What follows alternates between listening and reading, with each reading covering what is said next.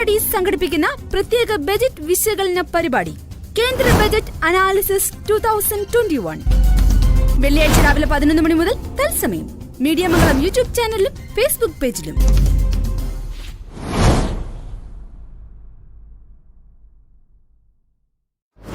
മാന്ദ്യകാലത്തെ മറികടക്കാൻ നിർമ്മല സീതാരാമന്റെ ബജറ്റിന് കഴിയുമോ? കോവിഡിനെ പ്രതിരോധിക്കാൻ ബജറ്റ് നിർദ്ദേശങ്ങൾ പര്യാപ്തമോ? ഇൻഷുറൻസ് മേഖലയിലെ വിദേശ നിക്ഷേപ പരിധി ഉയർത്തിയത് ആർക്ക് ഗുണം? താങ്ങുവില താങ്ങാകുമോ കർഷകർക്ക്? Repeating the quote cited by Finance Minister of India, Srimati Nirmala Sitharaman, in her like never before budget speech. Faith is the bird that feels the light when the dawn is still dark. It is a famous quotation by Rabindranath Tagore. The said quote signifies the role of faith in this pandemic-stricken situation. It means, just like the bird who feels the light when the dawn is still dark, we can sense that there is something to strive towards and there is a light at the end of the tunnel. Today, we all have gathered here to analyze the Union Budget 2021 presented by Srimati Nirmala Sitharaman, the Union Minister for Finance and Corporate Affairs, in Parliament on 1st February 2021. It is the first budget of this new decade and also a digital one in the backdrop of unprecedented COVID-19 crisis. Welcome to the budget analysis session conducted by Mangalam Management Studies. So, to start off the session with the blessings of God Almighty, I request Vidya M. Gobinath, Trimester 5 MBA student, for the prayer song. All of you please rise up.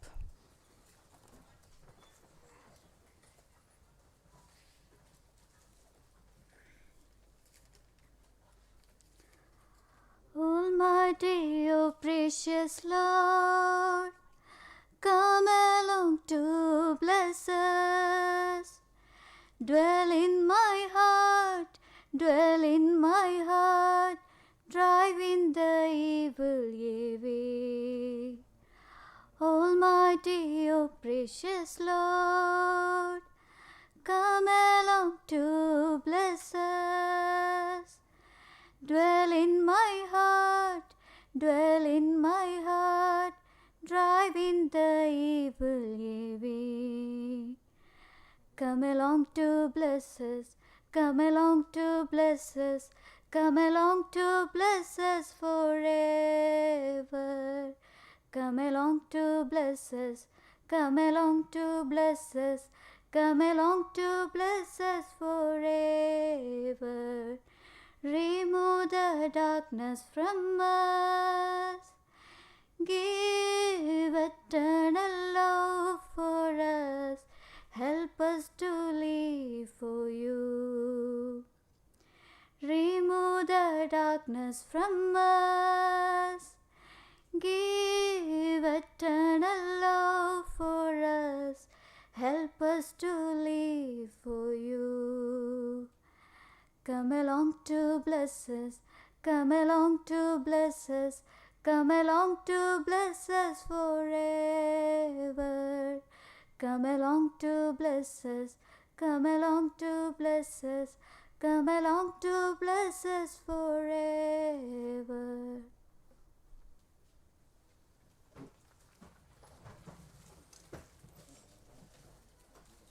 You may please. Now, the person who has consumed herself to light the darkness in the life of the students, Assistant Professor of Department of Mangalam Management Studies, Ms. Ginu Matthew, is requested to come and deliver the welcome address. Ma'am, please.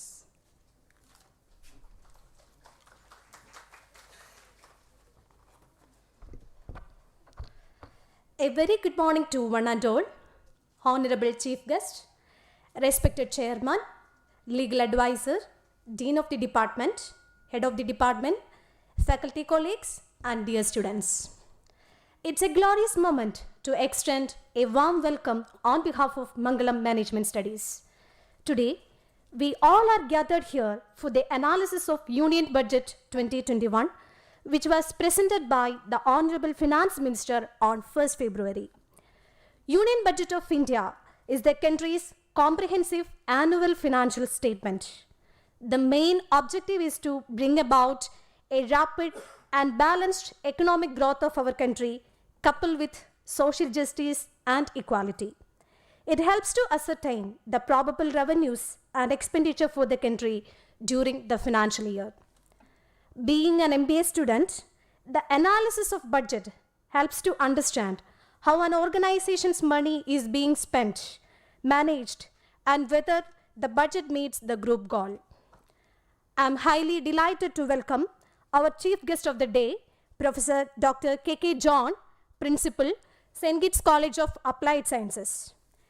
He was the former head of the PG Department of Economics, St. Thomas College, Pala.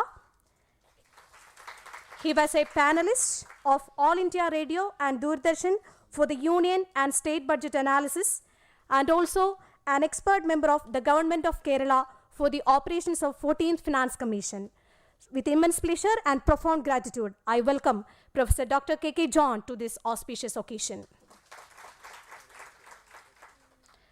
Mr. Salim Karunagaran, a renowned chartered accountant and businessman in Kottayam. He is a very expert financial analyst. His experience will be more useful for all our MBA students. Hearty welcome, sir.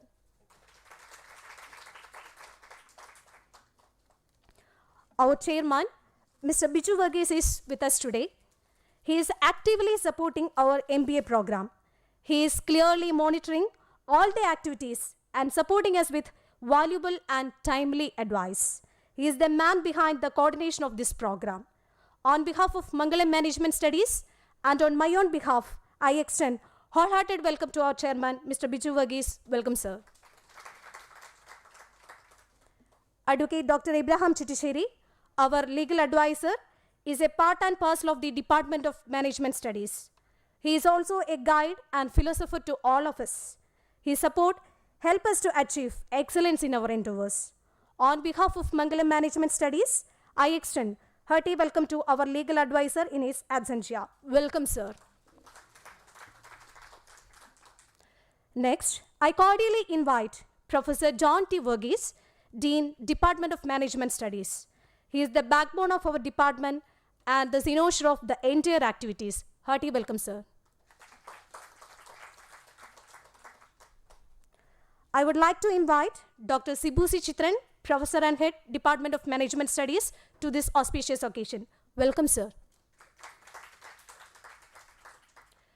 It's my privilege to officially invite my beloved faculty colleagues to this august gathering. Welcome all. Last but not the least, my dear T5 and S1 MBA students, the real beneficiaries of today's session. I hope you have an engaging and enriching session ahead. Welcome, dear students. Once again, a hearty welcome to all. Have a nice day. Thank you.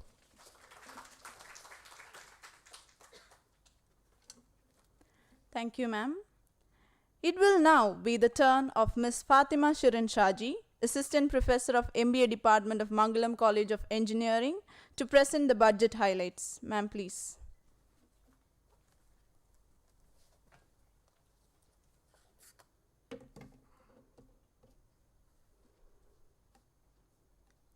A warm good morning to all.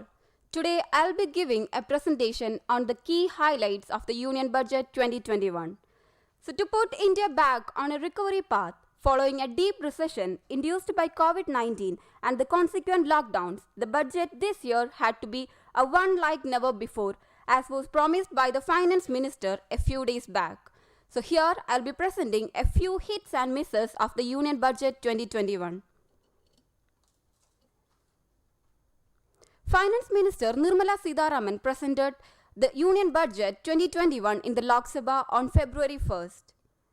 And she presented a paperless budget for the first time. Here are some of the key highlights from Union Budget 2021. So the Union Budget 2021 was founded on the 6 pillars: health and well-being, physical and financial capital, inclusive development for aspirational India, and reinvigorating human capital innovation and research and development, and minimum government, maximum governance. So it is no surprise that the infrastructure comes as a priority for the government during the pandemic year, as the finance minister announces an outlay of 541.8 billion for the Pradhan Mantri Atmanirbhar Swasth Bharat Yojana. The government of India has also planned to provide 350 billion for the COVID-19 vaccine in the financial year 2021. And now we can have a look on the sector-wise highlights. So now starting with the health and sanitation. So the Union Budget 2021 outlay for the health sector is over 2.23 lakh crore. In a year when the world was ravaged by the COVID-19 pandemic, Finance Minister gives health the attention it merited.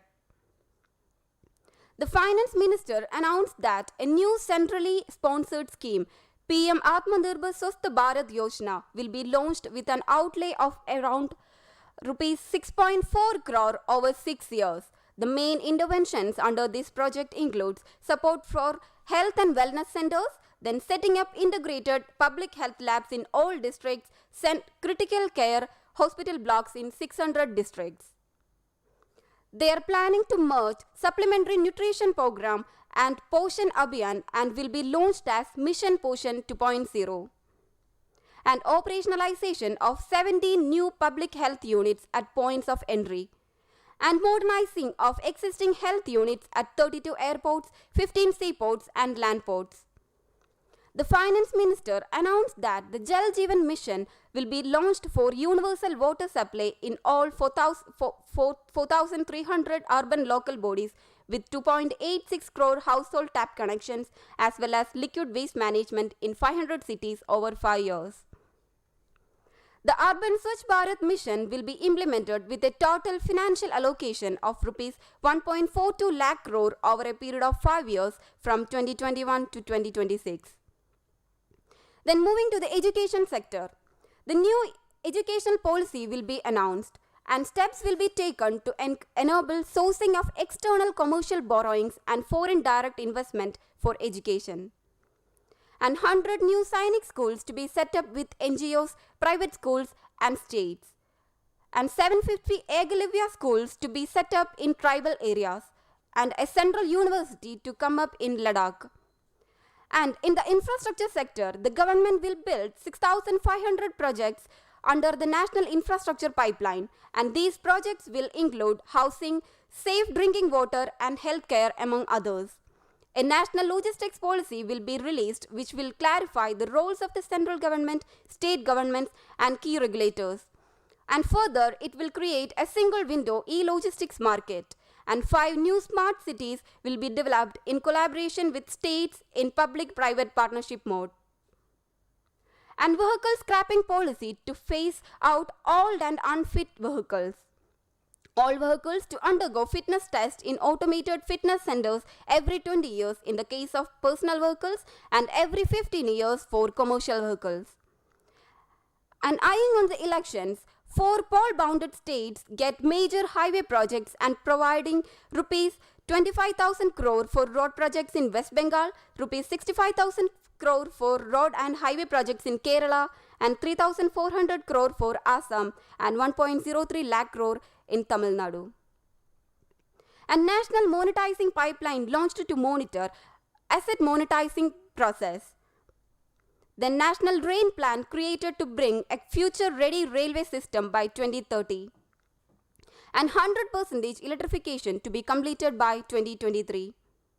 And metro services announced in 27 cities plus additional allocations for Kochi Metro, Chennai Metro Phase 2, Bangalore Phase 2A and B, Nasik and Nagpur metros.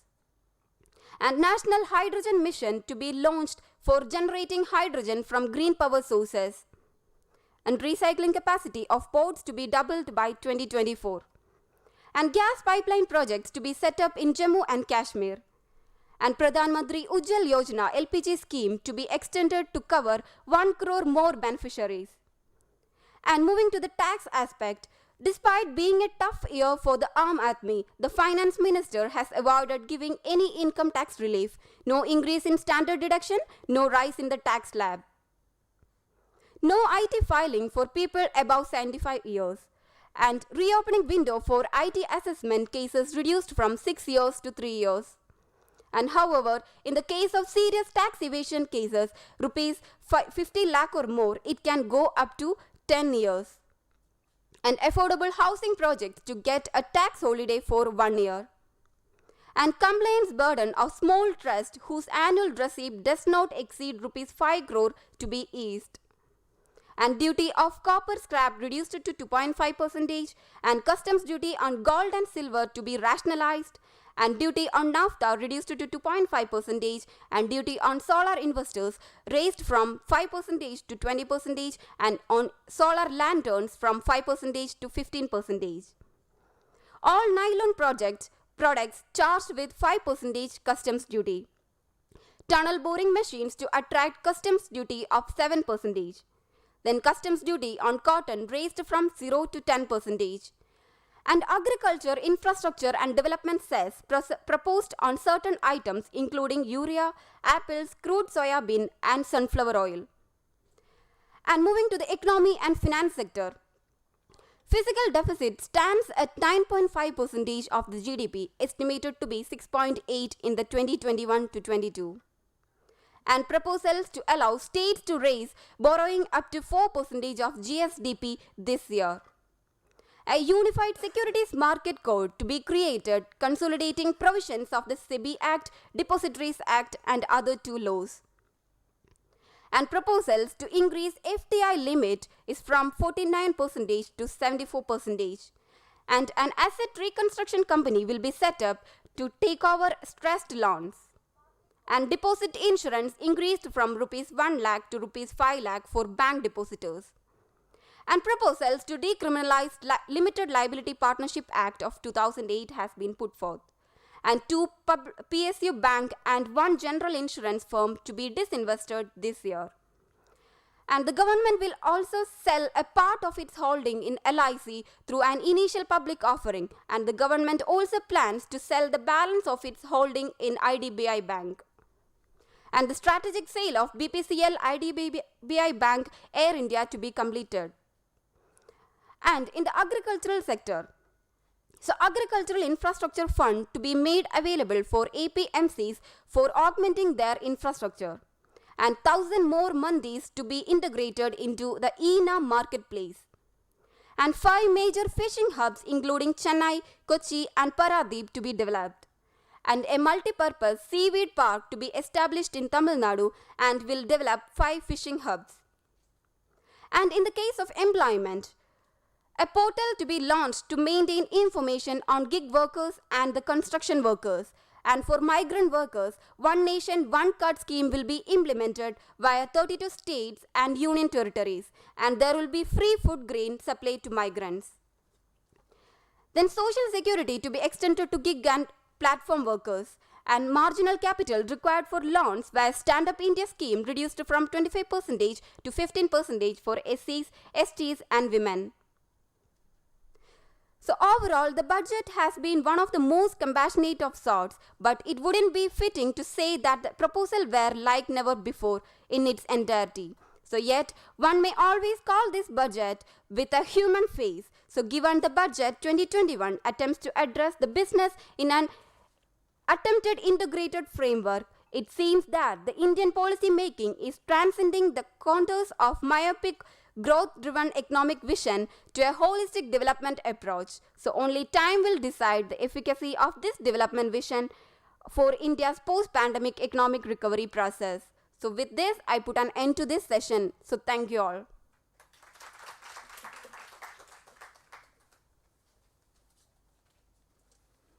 Thank you, ma'am.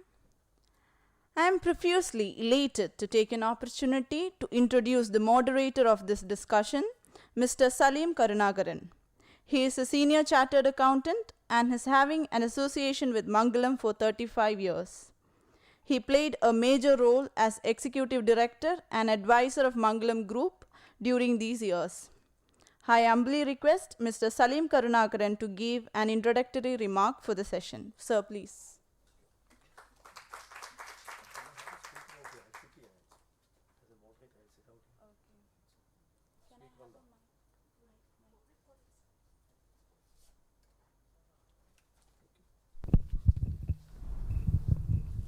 Good morning, everyone.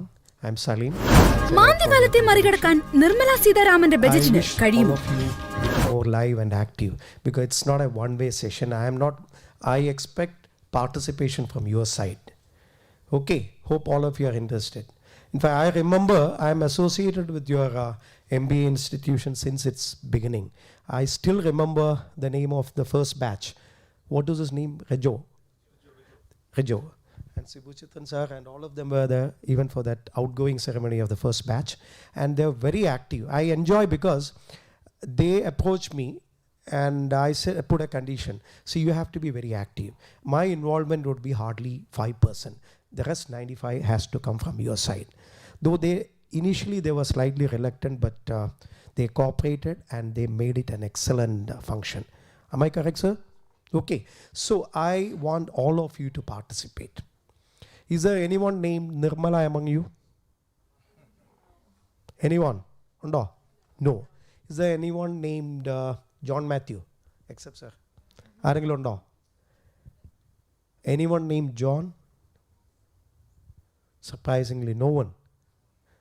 I'm sure there won't be anyone named Shanmugam here. Okay. See, we are talking about budget. The budget, it's an English word, but it has its origin from a French word, bouchot. Am I correct in pronunciation? Some of you may be more expert in French. It has its origin from the French word bouchot, which again the French have incorporated from Latin word. And the French word meaning a leather bag, whereas the Latin word meant small bag. See, the Britishers, they adopted the system of carrying all the financial papers in a bag. And since that leather bag was carrying everything, they called it budget. Am I correct or wrong? Be active. Tell me. Okay, hope you would have heard of it. Most of you must be aware of it. Now, what does MBA? Your course's curriculum is MBA. What does MBA stand for? Master of Business Administration. So there is business. The first and the last is for business. You have to be Master and of Business Administration. See, thank you for correcting me. I was under the impression it was Management of Business Administration. Am I wrong? It should be management as well. Sibu sir, do you agree with me? Sibu sir? So in business, there is administration as well as management. What is administration? What have you understood from the word administration? How does it differ from management? Anyone else? Tell me, you want to say something. Tell me. What is the difference between management and administration?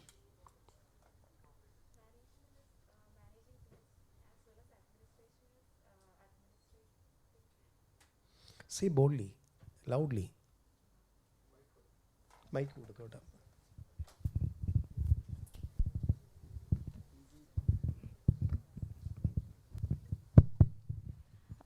Sir, management is managing things properly. Okay. Whether administration is administrating the business activities. What's your good name? Swati. Swati, you, Sibu sir, you have to make her understand. There is a difference between management and administration. Can anyone explain? Come out, come friend. Sibu sir, ask somebody to. Anyone, please. See, this session have to be very active. So management means doing things, and administrating means policy making or rules. Is he correct? It's not, you're not 100% correct. An MBA student should differentiate between management and administration, and in your next session itself you have to explain to them. It's not my duty to explain. Okay, so now, what's your good name? Sachin K. Kumar. Sachin. Yes, sir. Sachin is a wonderful name. Sachin, who is the most famous Sachin? So Sachin Tendulkar. Okay, fine. So, what is the importance of a budget in a business? Can anyone say? We talk of, whenever you hear the word budget, you remember union budget or the state budget, but there is something beyond that. Can anyone say? In your day-to-day life also there is budget. There is something called kitchen budget also. Different types of budgets. It's only nothing but a statement of financial, it's only a financial statement taking into account your revenue and expenditure. Okay, who presented the first budget in independent India? Can anyone say? What? Have you ever gone to Marine Drive in Ernakulam? What is the name of the road?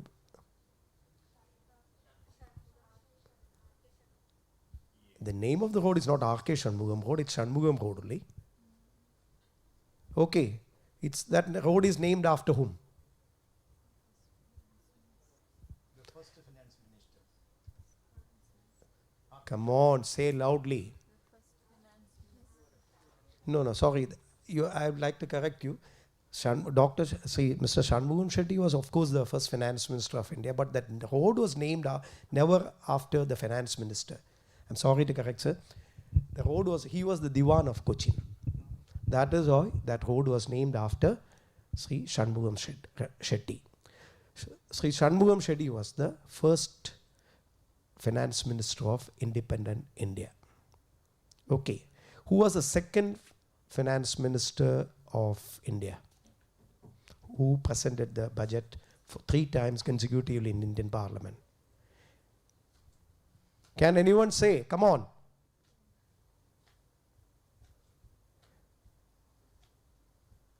I mentioned the name John Mathai. Have you anyone heard of Mr. John Mathai? Dr. John Mathai? He's a person who had his roots from Kottayam as well. Dr. John Mathai was the second finance minister of India, and he was the first to present a budget after India became a republic. See, Dr. John Mathai was never a politician. He was a financial director of Tata Group. Jawaharlal Nehru invited and inducted him into a parliament, and we should be proud of Dr. John Mathai because he happens to be a Malayali. Okay. Now, if I start asking you about the finance ministers, all of you are keeping silent. That is not inspiring me. That is not very encouraging. Can anyone say who was the third finance minister of India?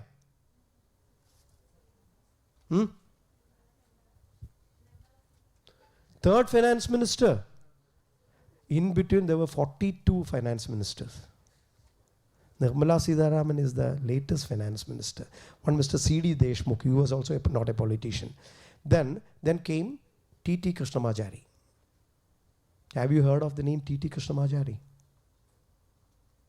See, the name TTK is linked with your daily life. Can you say that? How it is linked?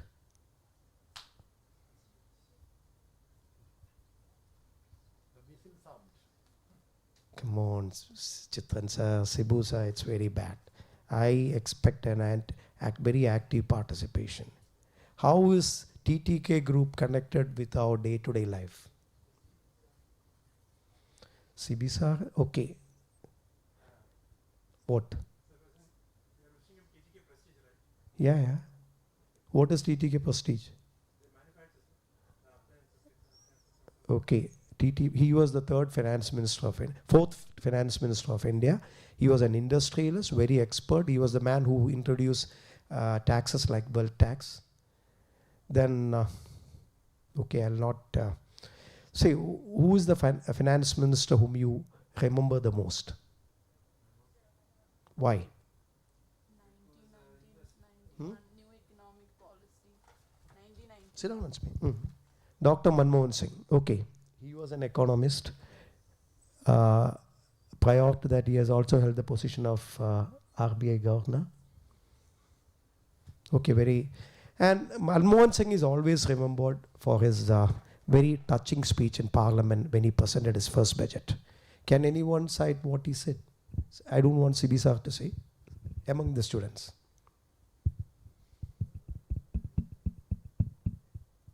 See, Dr. Manmohan Singh made a very touching speech in Parliament. He said, I still quote, that was in 92. He said, I was born in a poor family now at a place near Lahore, now in Pakistan. But for the scholarships and other supports provided by the nation, it would not have been possible for me to get such good education from England, America and all. So the only way in which I can repay my debt to a nation is by introducing measures that would benefit the people of this country. And he was very sincere too. I tell you, his speech, in all his formulations, he was very sincere. So that is all what I want to say about the budget. But if all of you keep mum, there is no point in me carrying on this so-called moderator role. So can anyone come over here and say a few words on budget? Any budget. It need not be, what should I say, the union budget. If you have any idea about the Kerala budget also, you can say. Otherwise, give a budget on your academic career. Sachin, why don't you come friend? Not willing. Why, Sachin? You are a future manager. Sibu sir, have you really terrorized them? No, sir, never. Then why? This is not the approach which the first batch had. They were very active, very interested in participation. Is there any? See, this is not a session where I have to give a speech and talk to you about different sections of the Income Tax Act. That is of no use. But it is your participation. In your syllabus also there must be something after budget. Can somebody come over and say a few words on budget? Any budget. Sir, you ask somebody to come. Anyone can have. Please come. Why don't you come, friend? What's your good name? Anandu. Anandu, why don't you come and say a few words? Be bold, come.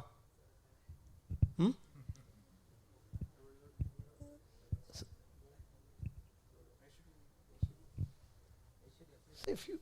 Nothing wrong. This is the way in which you develop. See, we don't achieve our objective as long as you people keep silent. It is not for the development of me or John sir, but it's for your own betterment that this session is conducted. Nothing wrong. See. Sir, a budget is a statement that shows the expected expenses and for the next year, and it is prepared. It covers only expenses. And Is it complete with expenses alone? No, the returns too sometimes. It is not returns, but it is receipts. Receipts. Okay. The Anyway, I incomes. appreciate you for saying at least partially correct. Someone else also should come. Thank you. Good.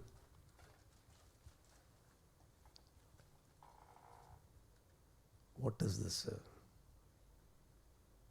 Okay, do one thing. I'll request Dr. K.K. John to deliver the speech. After that, we'll have a more active session. I request all of you to come, friend, and speak few things. Okay, sir.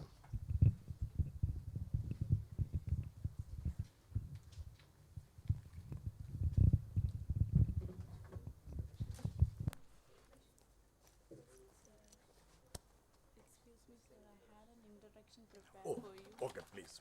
Can I? No problem. Yes. Sorry, sir.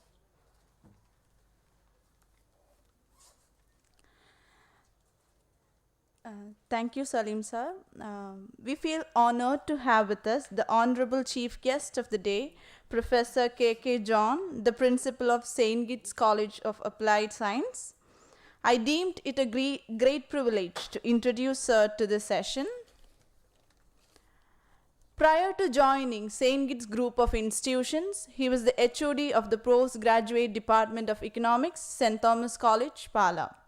He has more than 32 years of teaching experience in his credit. He received his doctorate degree in economics from the University of Kerala, and his doctoral thesis was published by a German publisher and was translated into 7 European languages. He was a member of the PG Board of Studies, MG University, and an expert member for the preparation of CBCSS UG program. He is a resource person in various national and international seminars of economics in various parts of the country. His project work in Kerala Research Program for Local Level Development of Center for Developmental Studies, Trivandrum, is referred by Food and Agriculture Organization for their case study. A well-known analyst in economic issues, especially Union and Kerala state budget, in All India Radio and Doordarshan. He was also an expert member of the Government of Kerala for preparing the memorandum of the 14th Finance Commission. With a lot of respect, may I invite Professor Dr. K.K. John to present the budget analysis. Sir, please.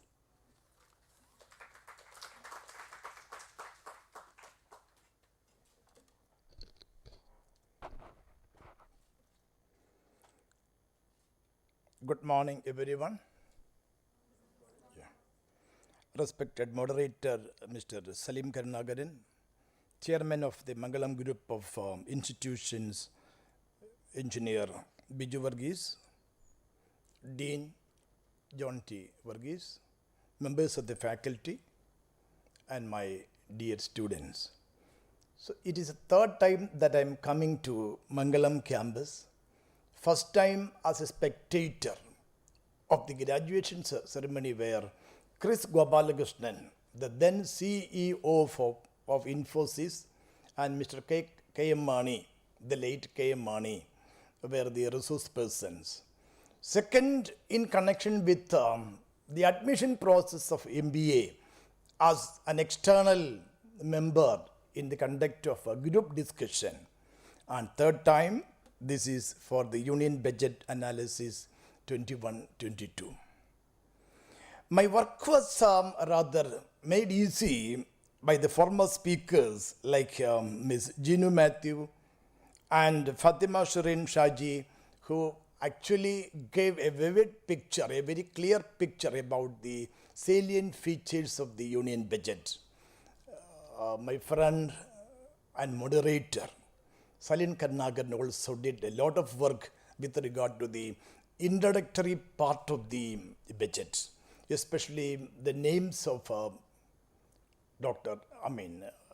Shanmugam Chetty. He was a Divan, he was a knight, a status given by the British Crown. About Dr. John Mathai, who later became the Vice Chancellor of the Kerala University. E.M. Shankaran Namboodiripad invited him 3 times to become the Vice Chancellor. And then he reluctantly accepted the post of the Vice Chancellor, telling that I won't be available in Trivandrum every day. I will chair the major meetings of the Senate, Syndicate, Academic Council, and the selection process of the staff. On other days, I will be at Trichur. After his death, his property was given to the University of Calicut, where the Department of Economics is situated as John Mathai Center. His son, Ravi Mathai, is a famous person. Students of MBA might know. He was instrumental in creating what we call and modernizing IIM Ahmedabad on Harvard model, where case study approach, case study analysis, case study writing is going on. I request the faculty members and students of Mangalam group of institutions to proceed with the case study analysis, case writing, because case studies are a real life situation that arose in industries and that will enlighten you, empower you beyond your textbooks or academics. Some of your friends introduced me as a member of the expert member of the Government of Kerala in the preparations of the 14th Finance Commission. I will take 2 minutes on that. I went to Trivandrum, Kerala State Planning Board to invite Mr. K.M. Chandrasekharan for a national seminar at Pala. It was on petroleum conservation, financed by Ministry of Petroleum, Government of India. His private secretary told me that K.M. Chandrasekhar is a very busy person. He was the cabinet secretary under Dr. Manmohan Singh. He is a very busy person. You may be given 2 minutes of time for an interview. When I entered his room, he was writing something. I just raised his face, looking at me, staring at me. What business you have with me? Sir, I am Dr. K.K. John, coming from St. Thomas College, Pala. Well, John, what do you want? I am a bit busy because the 14th Finance Commission is coming to the state of Kerala. So we are preparing the memorandum for that. Then I just made a reference. Sir, of all the 13 Finance Commissions of India, the 7th Finance Commission was most beneficial to the state of Kerala. Then he raised his face and looked at me. Why you say the 7th Finance Commission was favorable to Kerala? What about the other finance commissions? I said the 7th Finance Commission was headed by Justice J.M. Shalat, and there was a paradigm shift in the focus of the division of tax between I'm sorry.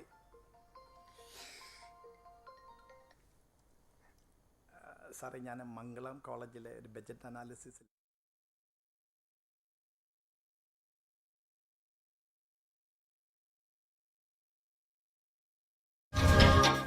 Insurance മേഖലയിലെ വിദേശ നിക്ഷേപ പരിധി ഉയർത്തിയത് ആർക്ക് ഗുണം? താങ്ങുവില താങ്ങാകുമോ കർഷകർക്ക്? നികുതി ഘടനയിൽ മാറ്റം വരാത്തത് നൽകുന്ന സന്ദേശം എന്ത്? വമ്പൻ പ്രഖ്യാപനങ്ങൾ, ഓഹരി വിറ്റഴിക്കൽ. 2021-22 രാജ്യത്തിന്റെ വളർച്ച എങ്ങോട്ട്? ആശങ്കകൾ, പ്രതീക്ഷകൾ, വിശകലനങ്ങൾ, വിദഗ്ധ വിലയിരുത്തലുകൾ. മംഗളം മാനേജ്മെന്റ് സ്റ്റഡീസ് സംഘടിപ്പിക്കുന്ന പ്രത്യേക ബജറ്റ് വിശകലന പരിപാടി കേന്ദ്ര ബജറ്റ് അനാലിസിസ് 2021 വെള്ളിയാഴ്ച രാവിലെ 11 മണി മുതൽ തത്സമയം മീഡിയ മംഗളം യൂട്യൂബ് ചാനലിലും ഫേസ്ബുക്ക് പേജിലും.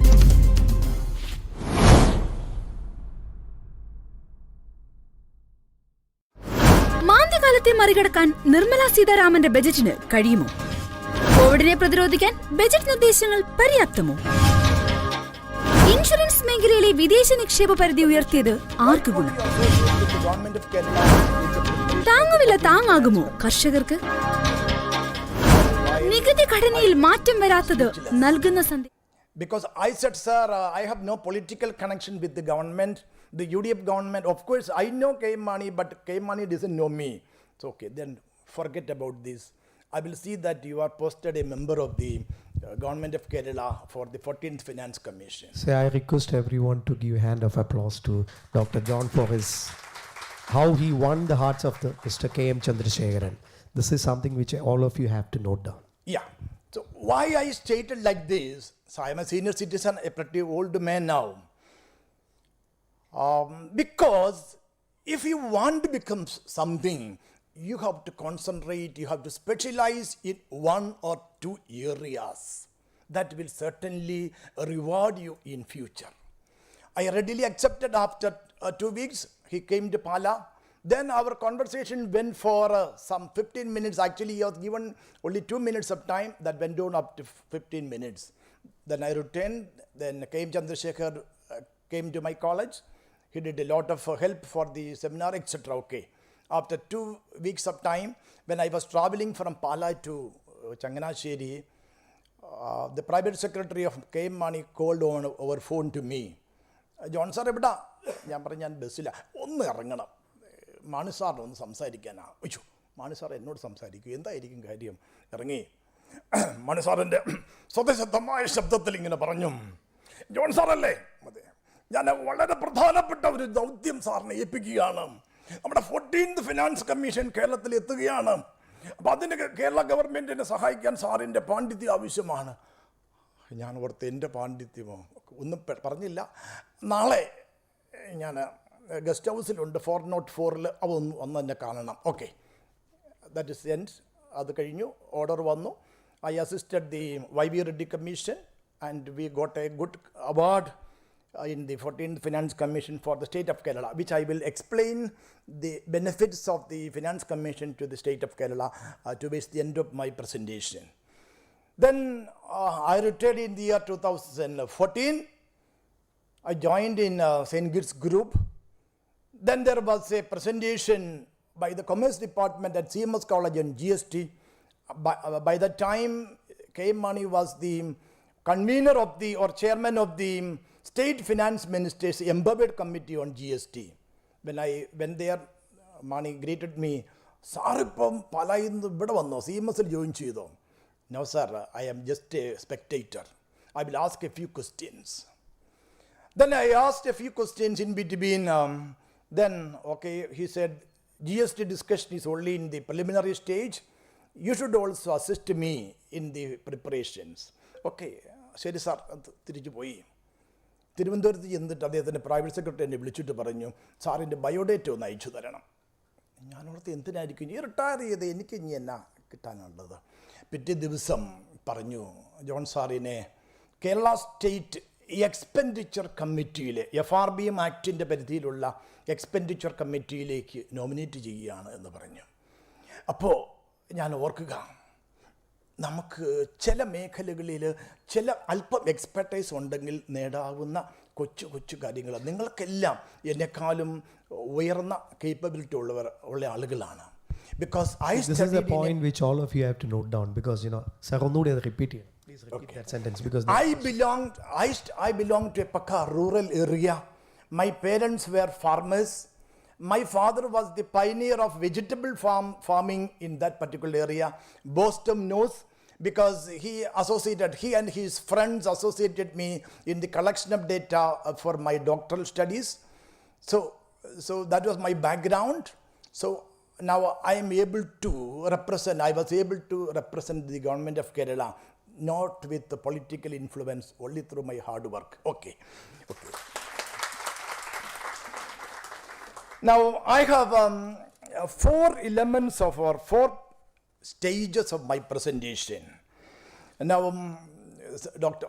Mr. Salim Karnagaran, Chartered Accountant, has already explained to you the meaning of the word, the etymology of the word budget. Since this time, there was a paradigm shift from the leather bag to the tab or digital. I did not call it as budget, because the word has come from the French word meaning leather bag. Now I call it as annual financial statement, which is there in the Constitution of India. The chief architect of the Indian Constitution, Dr. B.R. Ambedkar, I believed that he was a distinct jurist. It's true. But apart from that, he was an economist of international recognition. He had 4 doctorates in economics, though he belonged to scheduled caste. He received scholarship to pursue his higher studies in Columbia University in America. And he got 2 doctorates from Columbia, 2 doctorates from Osmania University. So 4 doctorates. And he put all the important items of budget there in the Constitution. Like Article 112, that is, the president shall cause to be laid the list of expenditure and receipts of the next financial year at both houses of the parliament. So on behalf of the President of India, the Union Finance Minister is presenting that. Then we have the Finance Bill, The finance bill, that is again a constitutional provision, that the finance bill is to be presented and passed in the parliament, enabling the government to levy taxes. Then we have the Appropriation Bill, Dhana Viniyoga Bill, enabling the government to spend money out of the Consolidated Fund of India. Then there are the parliament committees like the Estimates Committee, Comptroller and Auditor General, and then we have the Public Accounts Committee. So these are the procedures to be followed for the budget, or we can say the case of the annual financial statements. You can pass on to the next. Yeah. So I made a mention about the constitutional provision, then about the halwa ceremony. I think many of you are aware of this halwa ceremony. Are you? The actual work of the annual financial statement for the next year commences by October, where the Union Cabinet will give its directions regarding the next annual financial statement. But the real work starts with the end of December, by the time the Honorable Finance Minister will continue the discussion with the delegates of industry, commerce, and associations and individuals. By the end of December, the Finance Minister, his Ministers of State, and the the major secretaries of the department will go to a place where they will concentrate in budget writing or the writings of these particular annual financial statements. And in the North Block of New Delhi, where the Ministry of Finance is located, a halwa is being prepared. And when the halwa is being prepared, and when it is prepared and distributed among the staff in the entire finance ministry, the public comes to know that the budget is finalized. It is almost analogous to a situation in Sistine Chapel of Vatican in Rome.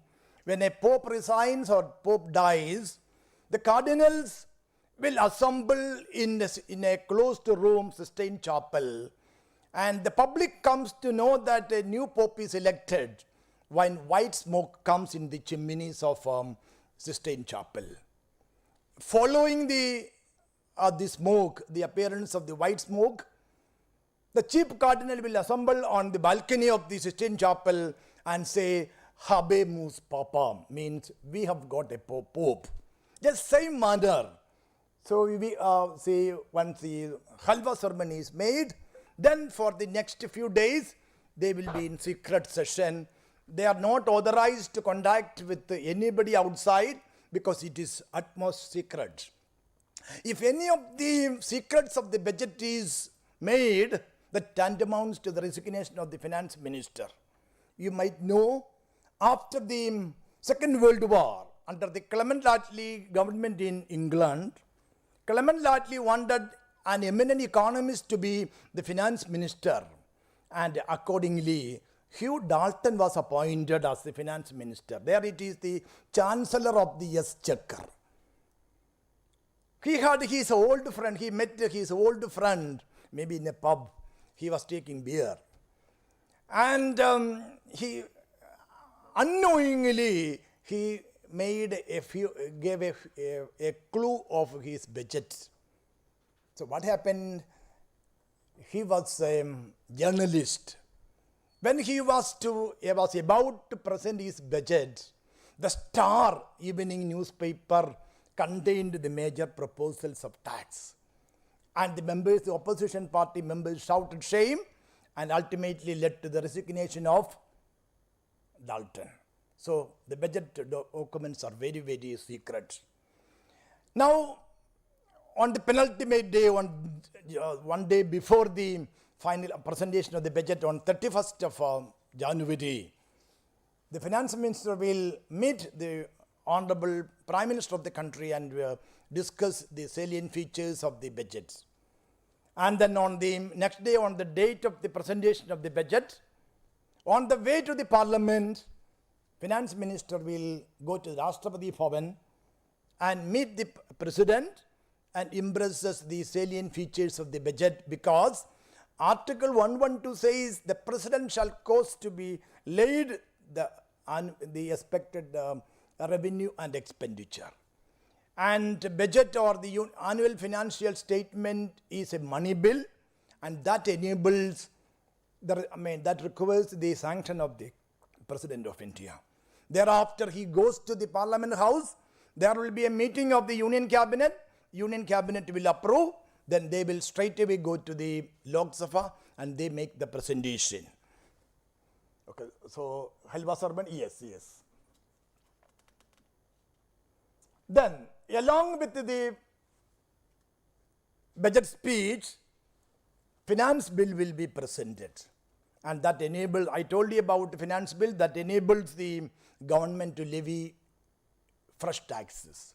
That follows the Magna Carta of 1215, where King John was forced to sign the Great Charter. Magna Carta means the Great Charter, because in England, the language for the barons, royal court, etc. were French, and English was the language of the common people or the poor people. So Magna Carta, following Magna Carta, the British Parliament accepted that it requires the permission of the Parliament for levying new taxes. So no tax can be levied without the consent of the Parliament. Now, this is about the procedure for the budget, and Mr. Salim Karnagaran told you about the different types of budgets. So students of public finance who studied economics at the undergraduate level would know there is a difference between private finance and public finance. Public finance relates to the revenue and expenditure pattern of the government, whereas private finance relates to the income and expenditure of the private sector, including the households and firms. The major difference between the budget of the households and the firm is that they look at their revenue first and adjust expenditure to the revenue, whereas the government looks at the expenditure first, then adjusts its revenue, because there is a possibility of fiscal deficit and borrowing, and that is a major difference between public finance and private finance. Here we are concerned with the public finance, so we look at the expenditure.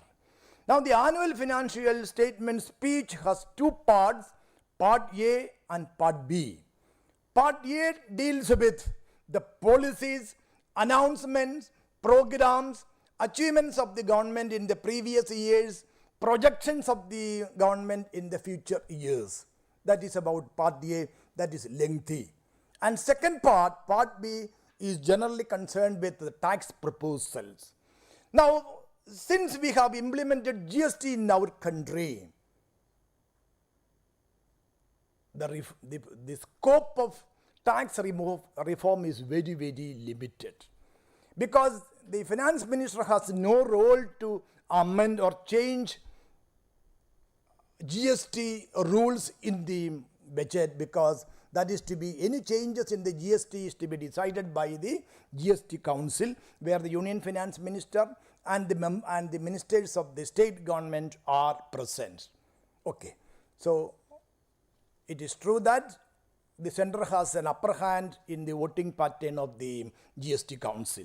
So generally, changes in the GST cannot be announced in the budget. Then what else? There are two other taxes, with regard to indirect taxes.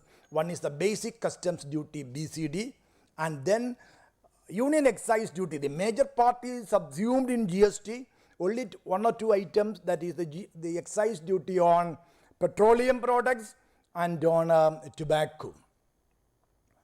Then there are two major taxes, the direct taxes, the personal income tax, and then the corporate tax.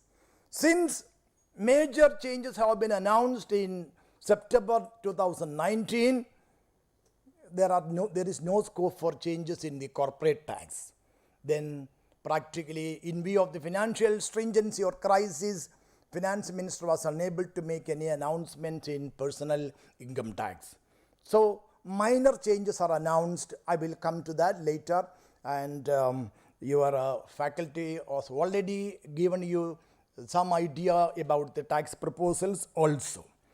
Now let us see the challenges facing the Indian economy. Yes. We have started the economic slowdown 2018-19.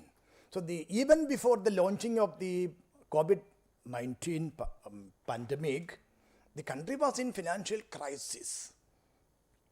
In fact, it is a blessing to Narendra Modi government that all sort of economic slowdown, as we say, government explains it is because of the havoc created by COVID.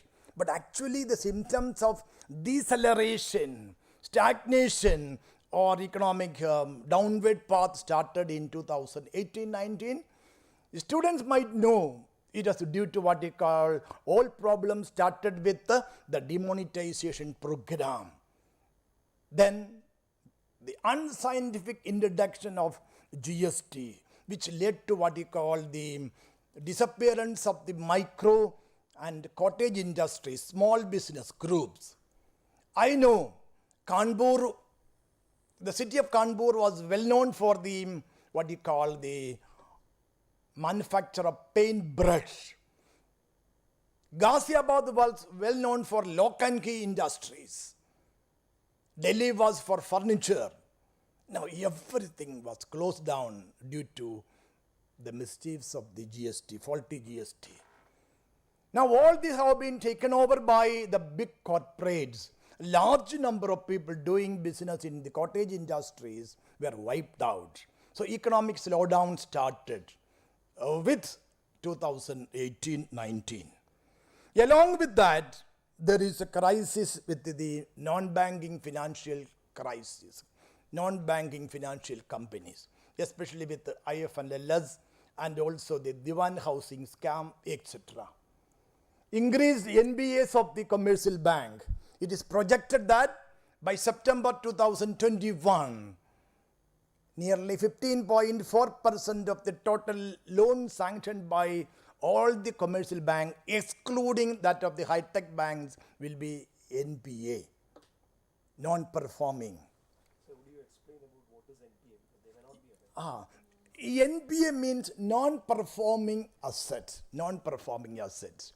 Now, prior to joining academics, I was fortunate in working with the Punjab and Sindh Bank in 1981-82 period. So when I was a staff member, now it is almost 40 years back, so I should not keep the secrecy. So at the time of entering the bank, I should sign a letter of secrecy that I will not divulge the secrets of the bank to a third party. So at those times, Punjab and Sindh Bank, Mangalam branch had sanctioned a pretty big amount. I know the amount, but I should not tell that. Amount to 2 business houses. And every year, at those times, it was January to December. That was the financial year for the commercial bank. Later on, shifted to April to March. So when I was working there, in December, we would calculate the interest on the loans, interest accrued on the loans. No interest was paid, not even a single rupee in the form of principal or interest was paid by the industrial houses. But the branch manager would show, the Sardarjis would show, sir, John, so this year we have made this much of profit.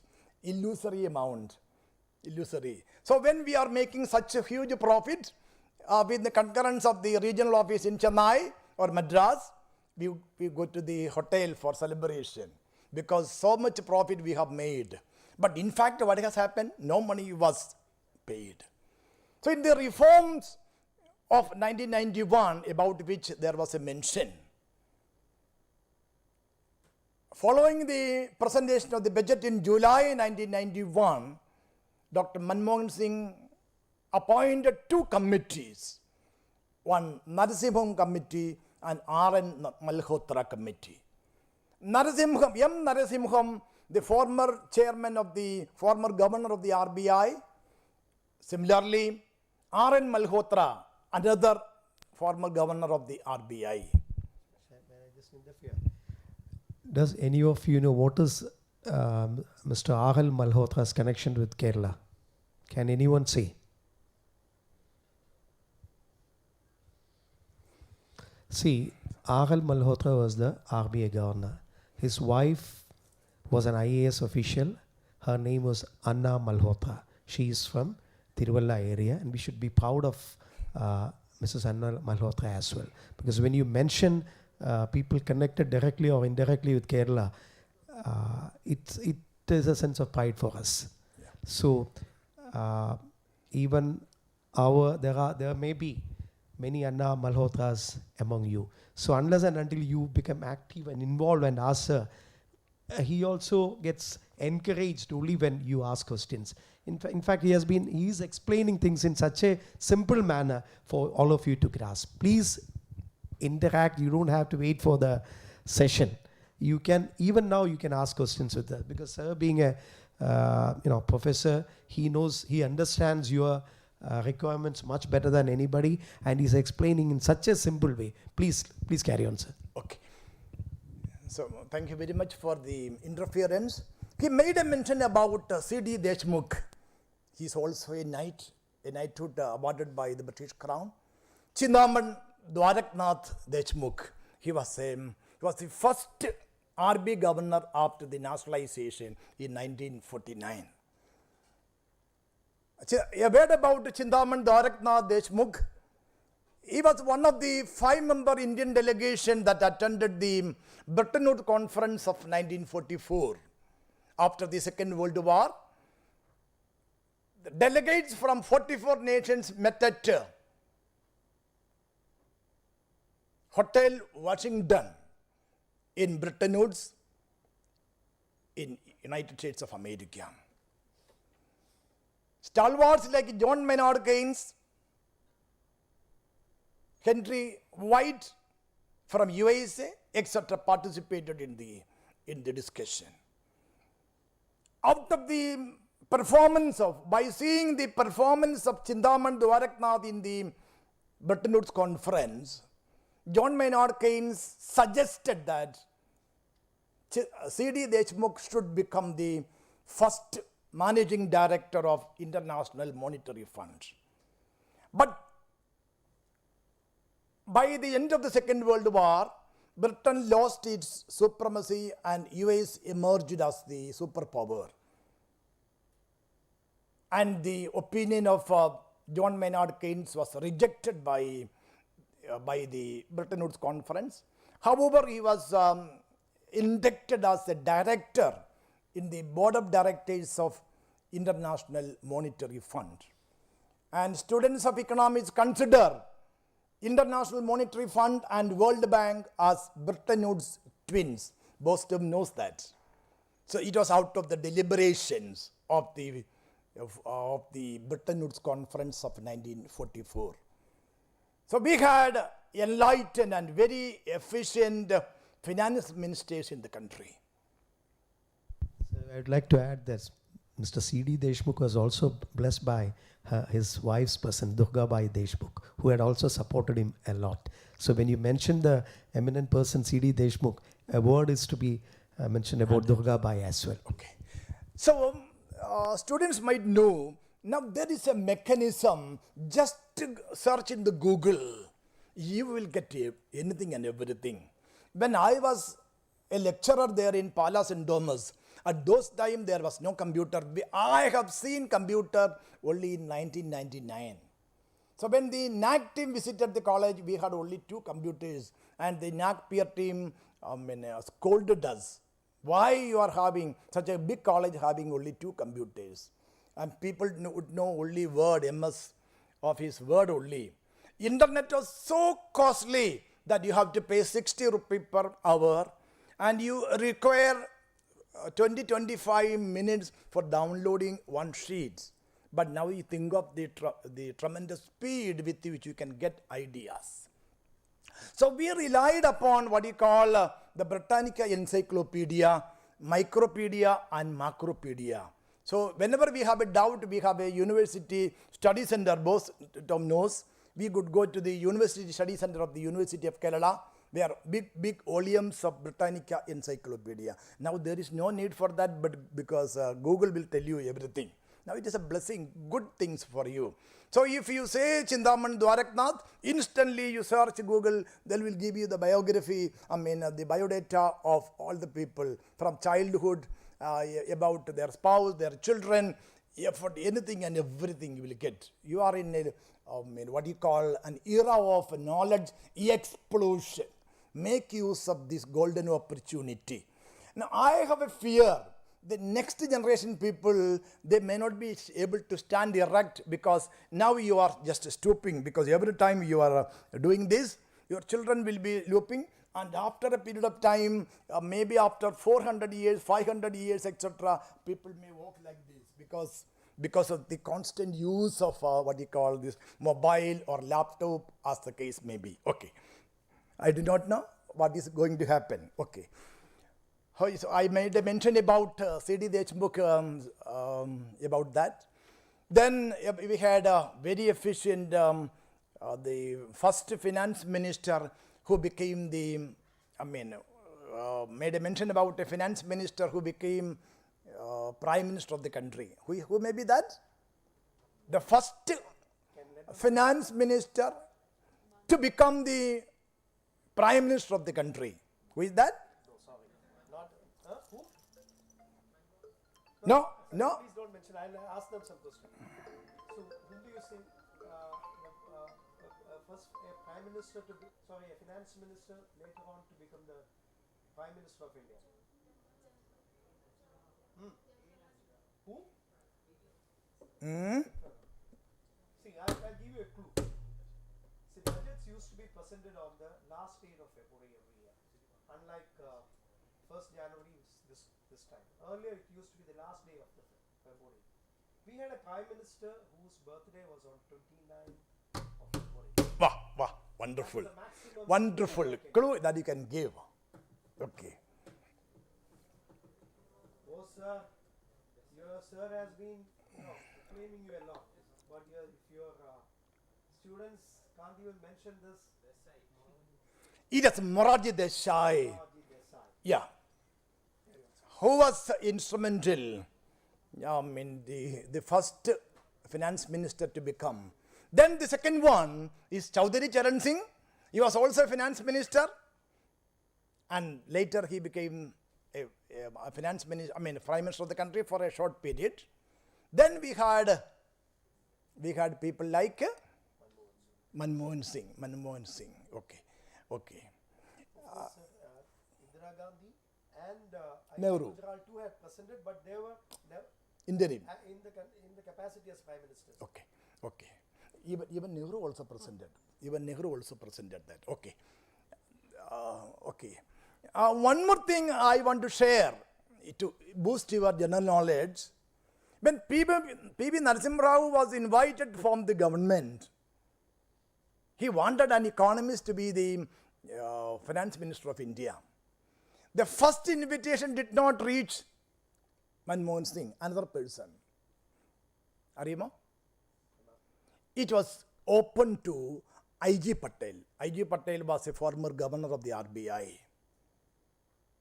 I.G. Patel said, Raghuram Rajan, I'm sorry, it is not Raghuram Rajan, he's still an MB from Karnataka. He's an eminent economist. He was sent to I.G. Patel's house to invite I.G. Patel to be the finance minister. So I.G. Patel said, thank you very much for the invitation. Because of the troublesome situations in the economy, I am unable to manage the affairs now, hence kindly excuse me. So he rejected the proposal, invitation. Then came invitation to Manmohan Singh. Manmohan Singh readily accepted and met Prime Minister. The Prime Minister designates that I will take up the challenge of becoming the finance minister provided I get autonomy. He agreed, Narasimha Rao agreed, and Manmohan Singh became the finance minister. he appointed two committees. One is the Narasimham Committee, M. Narasimham. That was to modernize, suggest reforms for the banking and domestic financial institutions. The Bankers Committee. Second one, R.N. Malhotra Committee to suggest reforms in the insurance sector. The recommendations of the Narasimha Committee was accepted in two times, 1991 and 98.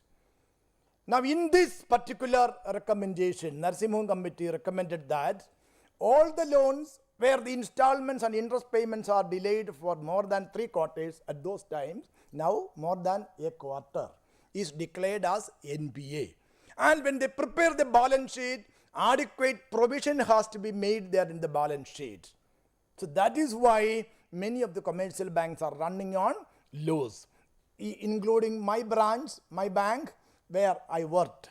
Because if the loan happened to be NPA, and if it is beyond 3 quarters, 100% provision has to be made in the balance sheet. That is why many of the commercial banks are running on lows. There is an RBI directive that no commercial bank should declare dividend for this year and next year. Okay. I'm sorry for deviating much from this. Okay. Then next one, the tepid rural demand. Tepid, what is the meaning of the word tepid? Tepid? നല്ലൊരു മലയാളം വാക്കുണ്ട് അതിന് ടെപ്പിഡിന്. ആലസ്യപ്പെട്ട് കിടക്കുക, തകർന്ന് കിടക്കുന്ന. Tepid rural demand. You know, many of the rural sectors have no income to spend, and hence many of the industrial houses have stopped production. കാരണം ഗ്രാമത്തിൽ പോയാൽ ചെലവില്ല. ഞാൻ പ്രത്യേകം ഓർക്കുന്ന ഒരു പ്രോഡക്റ്റ്, ഇപ്പം ഹോർലിക്സിൻ്റെ ബിസ്ക്കറ്റും ഹോർലിക്സിൻ്റെ ഓട്സും. നിങ്ങൾക്കറിയാം, ഓട്സ് എന്ന് പറയുന്ന സാധനം എന്ന് പറഞ്ഞാൽ ഇന്ത്യയിൽ ഉൽപ്പാദിപ്പിക്കുന്നില്ല. We are importing from Australia and other countries oats. മാർക്കറ്റിൽ when you go to the supermarket, Horlicks biscuits may not be available because they have stopped the production, because there are no takers, not in Kerala, but in different North Indian states, there are no takers because the rural income has gone down to so down. In the year 2017, the then Honorable Finance Minister Arun Jaitley stated, by 2022, when the nation celebrates the 75th anniversary of India's independence, agricultural income will be doubled. That was the promise. He's a chartered accountant, and he knows for any amount to double for a period of 5 years, income has to grow at a compound rate of 14.35. Agriculture income, the maximum growth rate in agriculture was 4%. So unfulfilled promises are being given in the budget. Now the farmers are on warpath, are on agitation for survival. You know, the 3 states, the people in 3 states, especially Punjab, Haryana and Western Uttar Pradesh, are on warpath. Farmers from Rajasthan, Gujarat, Maharashtra, etc. are joining day by day. These 3 states are very significant. Why? Because these 3 states have started the the Green Revolution program in the year 1966, when Srimati Indira Gandhi was the Prime Minister of the country. I will tell you one more thing also, deviating something from the budget. Now, India had maintained very good, excellent relations with the United States at the time of John F. Kennedy, JFK. So he had a tragic death, and India, we received so much of food grains from United States of America under 3 programs. One is the PL 480 program, Public Law 480. That was an act passed in the American Congress, enabling the countries like India, Pakistan, etc. to get food grains from US. 50% was free, and the remaining 50% was to be paid not in dollar but in rupee payment. No money was to be given to US. part of the amount should be spent for financing the expenditure of the US embassies in India, and the remainder could be used for setting up 5 IITs and 5 IIMs. So the IITs and IIMs are the byproducts of the PL480 program. The 5 IITs. This is a new knowledge to all of us. And can you just name which are the 5 IITs and 5 IIMs? Search Google. Google will tell you No, that. they should know it. Which are the first most prominent IITs in India? Huh? ABC. 1 minute. First I'm asking about IITs. Huh? Somebody should rise and say, come on. Huh? Which are the first 5 IITs in India? Actually, every zone had an IIT. Chennai IIT, okay, 1. Then? Kharagpur, okay. 2. Bombay, Kanpur, then? Come on. No, you should have this much knowledge, please. No, IIT okay, later on only. Initial one you have to say. IIT Delhi. Why you forget Delhi? See, the initial 5 IITs, what sir has mentioned is Madras, that is Chennai, Bombay, Kanpur, Delhi and Kharagpur. Okay, then which are the IIMs which all you all dream for? Tell. Ahmedabad, then 1, okay. Who founded, 1 minute, who founded, who's responsible for Ahmedabad IIT? IIM, Ahmedabad IIM. Vikram Sarabhai. See, it is founded by Sarabhai family only. Okay. No. Vikram Sarabhai is instrumental, but it was financed and controlled by Sarabhai family. Okay. Then, after Ahmedabad. Okay. A, B, C.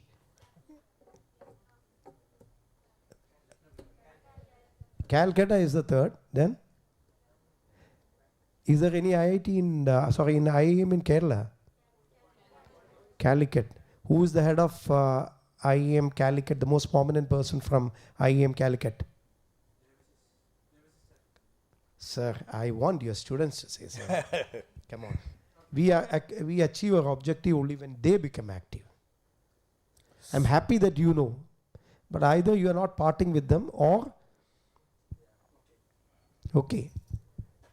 Who is the head of IIM Calicut?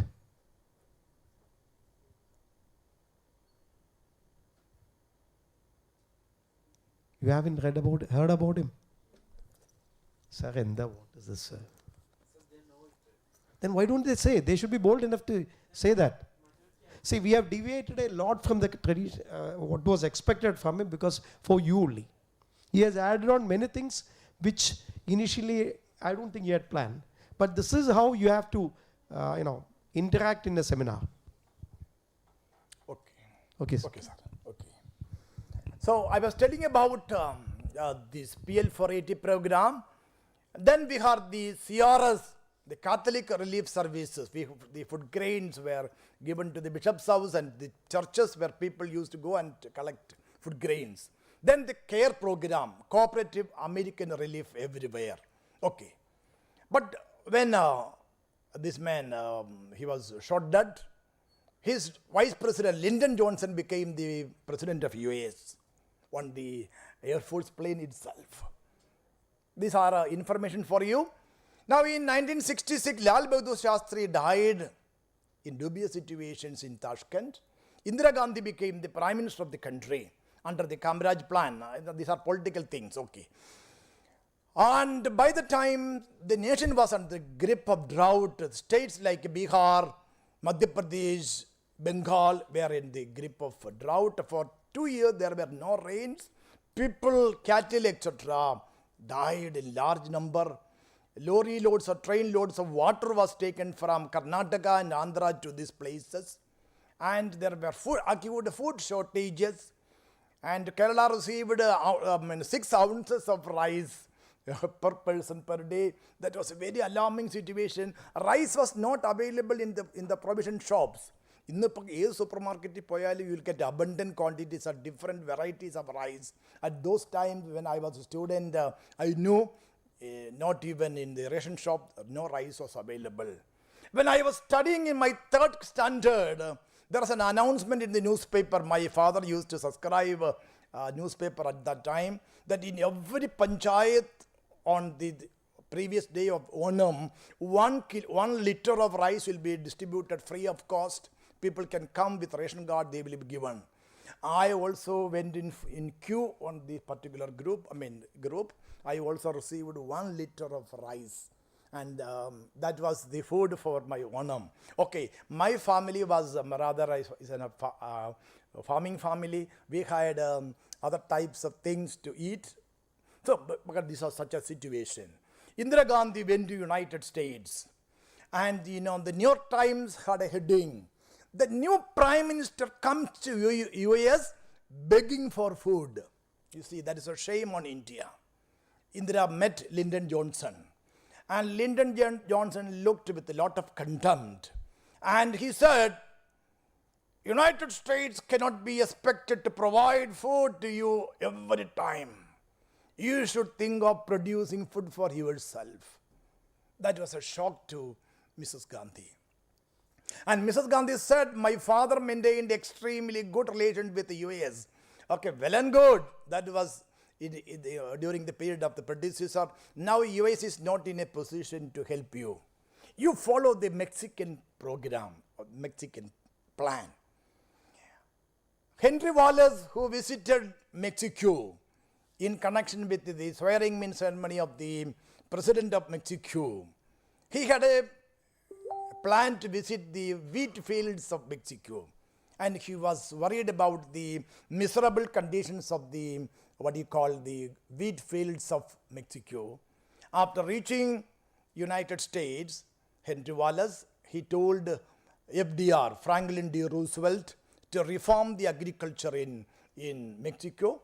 Accordingly, Green Revolution started in Mexico with the support of the Rockefeller Foundation.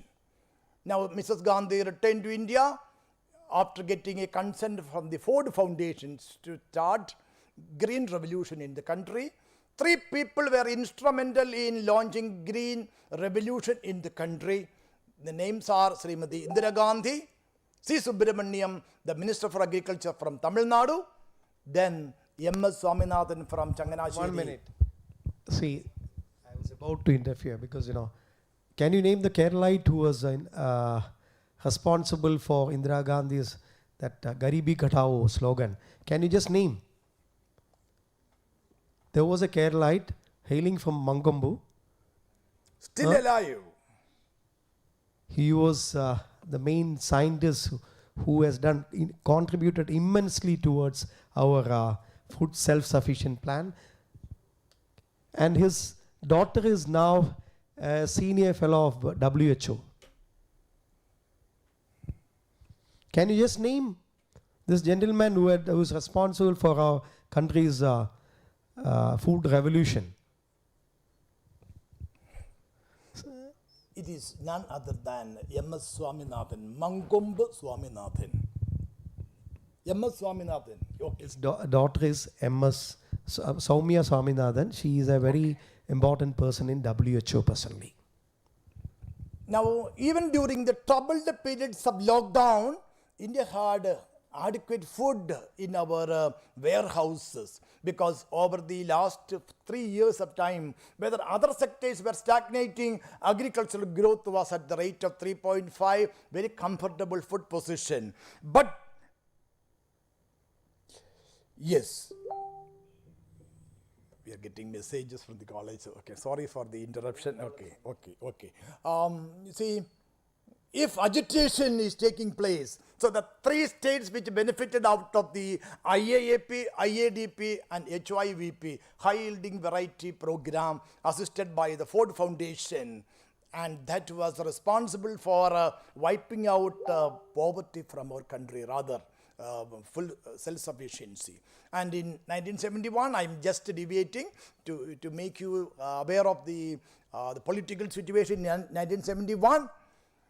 We had a war with Pakistan on account of Bangladesh, and Henry Kissinger, who was the Secretary of State, called Indians as bastards and Indira as old bitch. Indira was humiliated, and Richard Nixon arranged a meeting with Indira Gandhi, summoned Indira Gandhi to US in Washington. After, now there is a program at United States. If a meeting is scheduled at 11, that will not happen at 10:59, nor it will happen at 10:01. That will happen at 11. In order to ridicule India and to ridicule Indira Gandhi, the meeting was postponed by 1 hour. Indira Gandhi was humiliated. She returned to India and landed at Palam International Airport. Now it is named after Srimati Indira Gandhi International Airport. And she summoned a press conference. Now we want to roll back PL 480 program back to the Atlantic Ocean. We are no longer slaves of United States. We are capable of producing food for our country. We will complete the Rajasthan Canal within a period of 3 years from now, and we will attain food self-sufficiency. And that canal is now known as Indira Gandhi Canal in Rajasthan. And by 74, we achieved rather comfortable food position. We stopped the PL 480 program. We are not slaves because we received food almost free from United States, and that we are slaves, and they called Indians as bastards. So Indira Gandhi was humiliated. Indians were humiliated. Okay.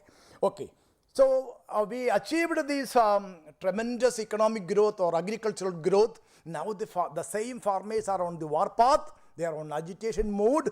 And if this continues, we are afraid that whether food may be available next year. Because every day farmers from Rajasthan, from Madhya Pradesh, even eastern part of UP are also joining the agitation. Okay.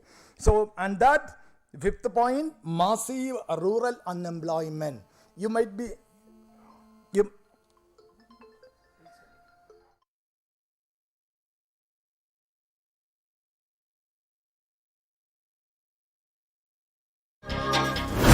നികുതി ഘടനയിൽ മാറ്റം വരാത്തത് നൽകുന്ന സന്ദേശം എന്ത്? വമ്പൻ പ്രഖ്യാപനങ്ങൾ.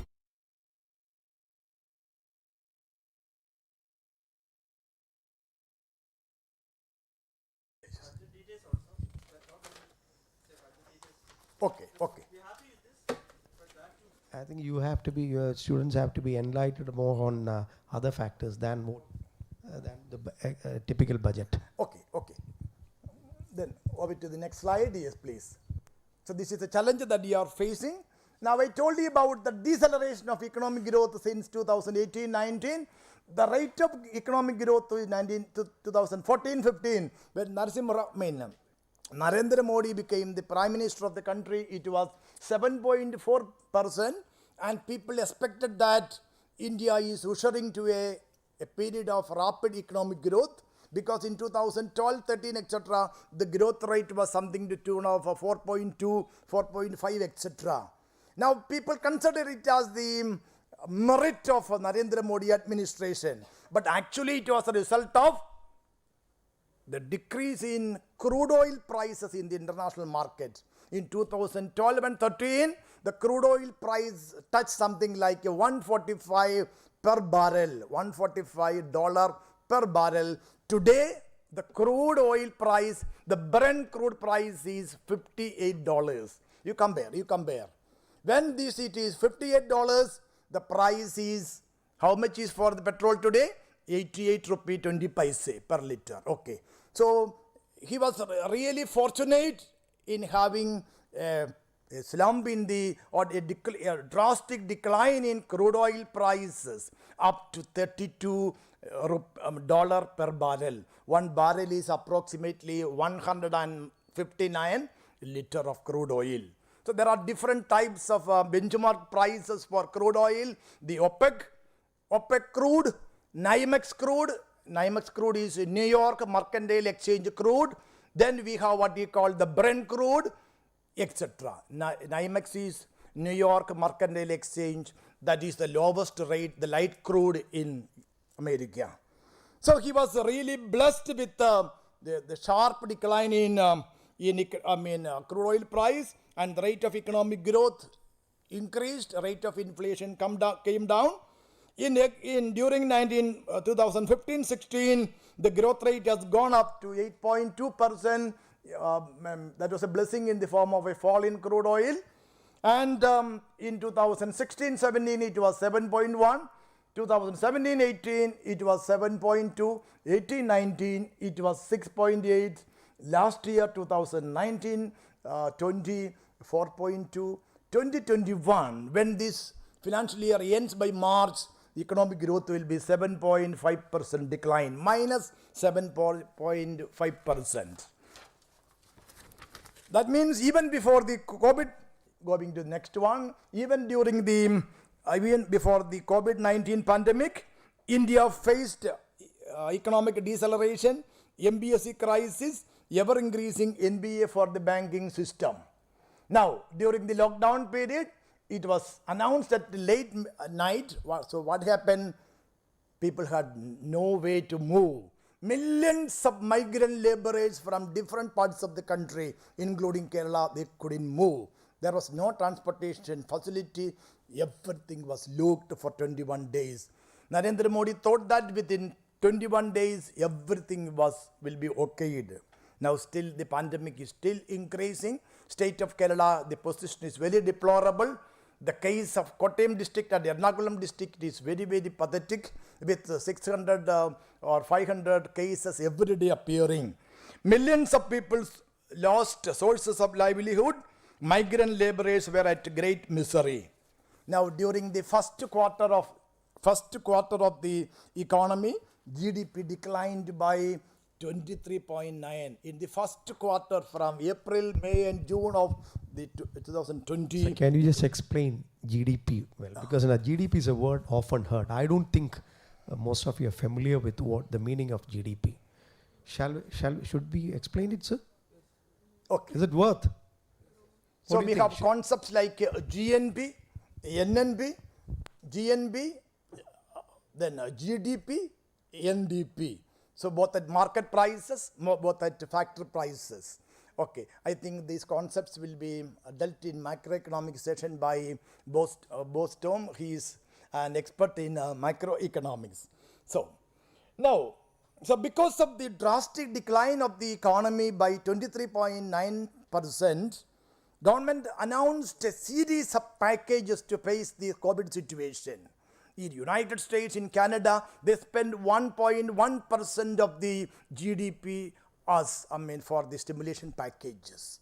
So 2 students from St. Kitts, they went to Canada for pursuing international business and logistics. They were telling that during the period of the COVID-19 pandemic, they received every month $2,000 free of cost to their account, and $1,500 was sufficient for meeting their room rent, food, etc., and $500 free of cost. They could save it.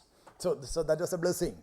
So people were demanding, people like Premachandran MP in Lok Sabha were shouting for these packages. Ultimately, what happened? Government announced 5 series of stimulation packages amounting to 20 lakh crore of stimulation packages. But that doesn't reach the ordinary people at the grassroots level. And that benefited the business class, and so much so that in January 2020-21, what happened? The GST collection reached at a record level of 1.19 lakh crore. That means big businesses, houses, they received the benefit of the the stimulation packages of 20 lakh crore. Similarly, moratorium was declared on bank loans. Now, the real problem that the banks are to face, by September 2021, I said 15.4% of the total loans will become NPA. So it benefited the big business class. Yeah, I referred to that. The gross revenue for the January 2021 reached the record level of 1.19 lakh crore. Yes, the revenue for the month of January, yes, it was 8% higher than the GST in the same month last year. So the big business houses, there was, we call it as the inequality virus. Inequality virus. Okay. Now, presenting the first union budget of the third decade of the 21st century, Finance Minister Nirmala Sitharaman today unveiled a series of far-reaching reforms aimed at energizing the Indian economy through a combination of short-term, medium-term and long-term measures. The overall theme of the budget was ease of living, farmer-friendly initiatives last year. കഴിഞ്ഞ വർഷം budget അവതരിപ്പിച്ചുകൊണ്ട് പറഞ്ഞതാണ് the theme of the budget is is of living. സകല ആൾക്കാരുടെ Sabkha സാത്ത്, Sabkha Vishwas, Sabkha, കഴിഞ്ഞ വർഷം എന്താ പറഞ്ഞത്? Sabkha Saath, Sabkha Saath, Sabkha Vikas, Sabkha Vishwas. Sabkha Saath, Sabkha Vikas, Sabka Vishwas. That was the aim during the last budget. And these three areas of what you call the aspirational India, economic development of all those through Sabka Saath, Sabka Vikas, Sabka Vishwas, and caring society. These were the three themes of the last year budget. And this could be achieved through corruption-free, policy-driven good governance and clean and sound financial sector. Now you tell me, with the 15% of the bank loans NPA, can it be clean and sound? That is again a problem. Now presenting the last year budget, Nirmala Sitharaman stated that economy would grow by 10%. That was expectation. 10%. But what is the outcome? Negative 7.5. Okay. Against, okay. And the total expenditure was put at 30.4 lakh crore. And the estimated fiscal deficit was 3.8% at those times. What is the outcome? The economic survey says it is 9.5% of the GDP. Fiscal deficit, that is the difference between total expenditure and total receipt. That is called fiscal deficit. The students of MBA should know the difference between primary deficit or budgetary deficit and the fiscal deficit. The difference between total revenue and total expenditure. Because when you go for interviews, etc., people would ask, especially those students who have taken finance as their option. Okay. Then they have, in the last year, they aimed at a target of 2.1 lakh crore of disinvestment program. But what happened? Last year, for 9 months, because in 2020, January, symptoms of coronavirus were spreading. So stock markets tumbled up to November, because during the lockdown period of March, April and May, I was sitting home. There was nothing, no activity, so I was just using my mobile, searching the NSE through GeoJit app. Every day the market was going down. And Infosys share was available at 800 rupee. L&D was available at 750. Today L&D is worth 1,545 rupees today. Okay. So that was the miserable performance of the stock markets. So because of the poor performance of the stock market, they couldn't couldn't disinvest. They couldn't achieve the target of 2.1. And in the last budget, a new tax proposal for income tax was announced with no exemptions. With lower slab for the income tax payers, but it was not received by the people. They continued to remain under the old regime with exemptions, standard deductions, income tax relief under section 80C, etc., relief, etc. So actually the economy performed. Next slide please. So there was a 7.5% decline in GDP, and this year government expected, in the place of 7.5% decline, this year they expect 11% growth rate. The salient features were explained by your faculty. And this year budget is expected to give a fillip, encouragement to more spending in infrastructure, rural farm sector and health sector. Now, well before the presentation of the budget, a very important document will be presented in the Lok Sabha in the form of economic survey. And the economic survey says what is the present position of the economy, what is the growth rate in different sectors, what is the series of programs that the government of India is going to follow next year, etc. So, in the context of the budget, we get a lot of information from the economic survey that unemployment rate is alarming. Rural unemployment rate is 9.2, urban unemployment is 8.9, the largest number of poor people in India overtaking Nigeria. India may reach a pre-COVID situation, economic situation only by 2025. Economic growth is not going to take place well before 2025. There will not be any, economic survey says we are to go by V pattern of economic growth. What is the V pattern? It is true that we have a 7.5% decline. Now we have stopped it. For next year we will be making a rapid economic growth, V type. That is one type of recovery. I am sure the V pattern may not work in India. There are other possible patterns like a K type. K type means economic decline will come to rock bottom, then it starts, then it has one pace upper, one pace downward. One pace upper means the richer sections will benefit more and the poor people will suffer. That is a K type of recovery. Now in the recovery pattern of India, the richer sections will benefit, the poor sections will lose. So K pattern. There is also another pattern called W pattern. Economic slump will take place, come to rock bottom, starts going up, but it is not sustainable, again coming down, then taking a recovery. W pattern. Then we have the U pattern, as the shape explains.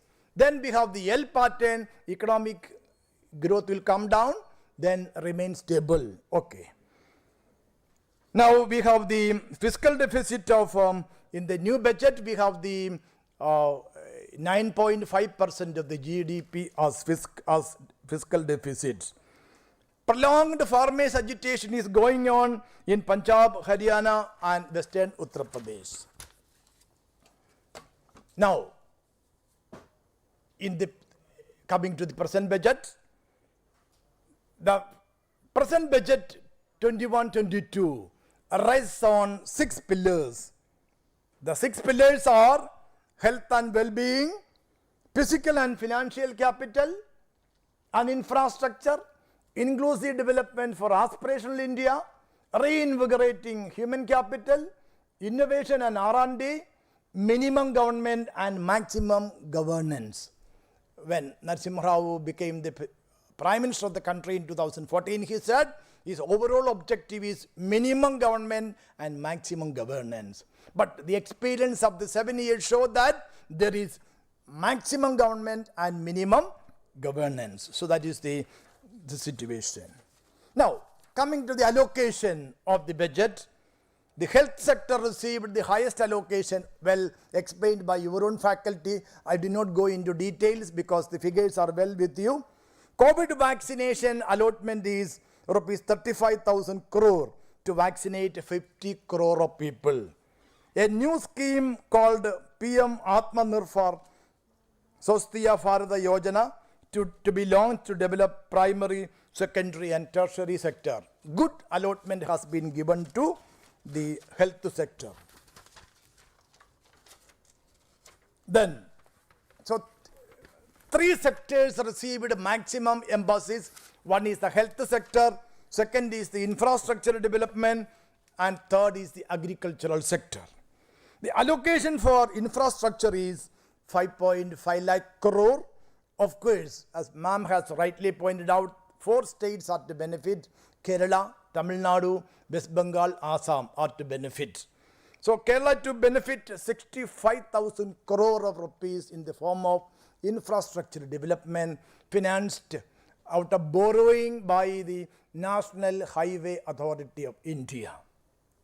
So my son, who is staying in Bangalore with family, he visits his parents 3 times or 4 times a year. He is telling that between Bangalore and Angamali there are 11 toll booths, and for one way alone he has to spend something like 870 rupees for one way. Then wapas the same amount. Okay. So well and good infrastructural investment is well and good, but that is financed out the borrowing. Repayment is very troublesome and people are to suffer. Okay. Then the allocation for agriculture, that is very good. 75,100 crore has been allocated to the farming sector, and that is a solution to the farming, I'll say a tip to the agitating farmers for a minimum support price, because Supreme Court has already stayed the 3 farm laws temporarily, and that is the old laws is now in practice. So in order to procure food grains at MSP, minimum support price.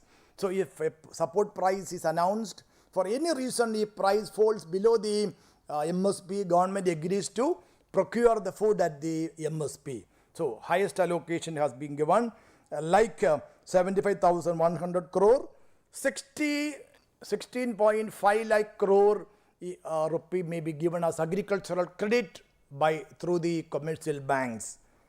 FDP, then railway will get 1.1 lakh crore, highest allocation. That is also good. Now, again, disinvestment of 1.75 lakh crore is made for disinvestment target. Which pains me the most is the disinvestment of LIC of India. In the year 1956, Pandit Nehru nationalized 245 private sector insurance companies and formed LIC of India by giving 5 crore of rupees. The share capital contribution from Government of India is 5 crore. Today the total asset of LIC, astonishing, amazing growth, 32 lakh crore is the asset of LIC. There are 11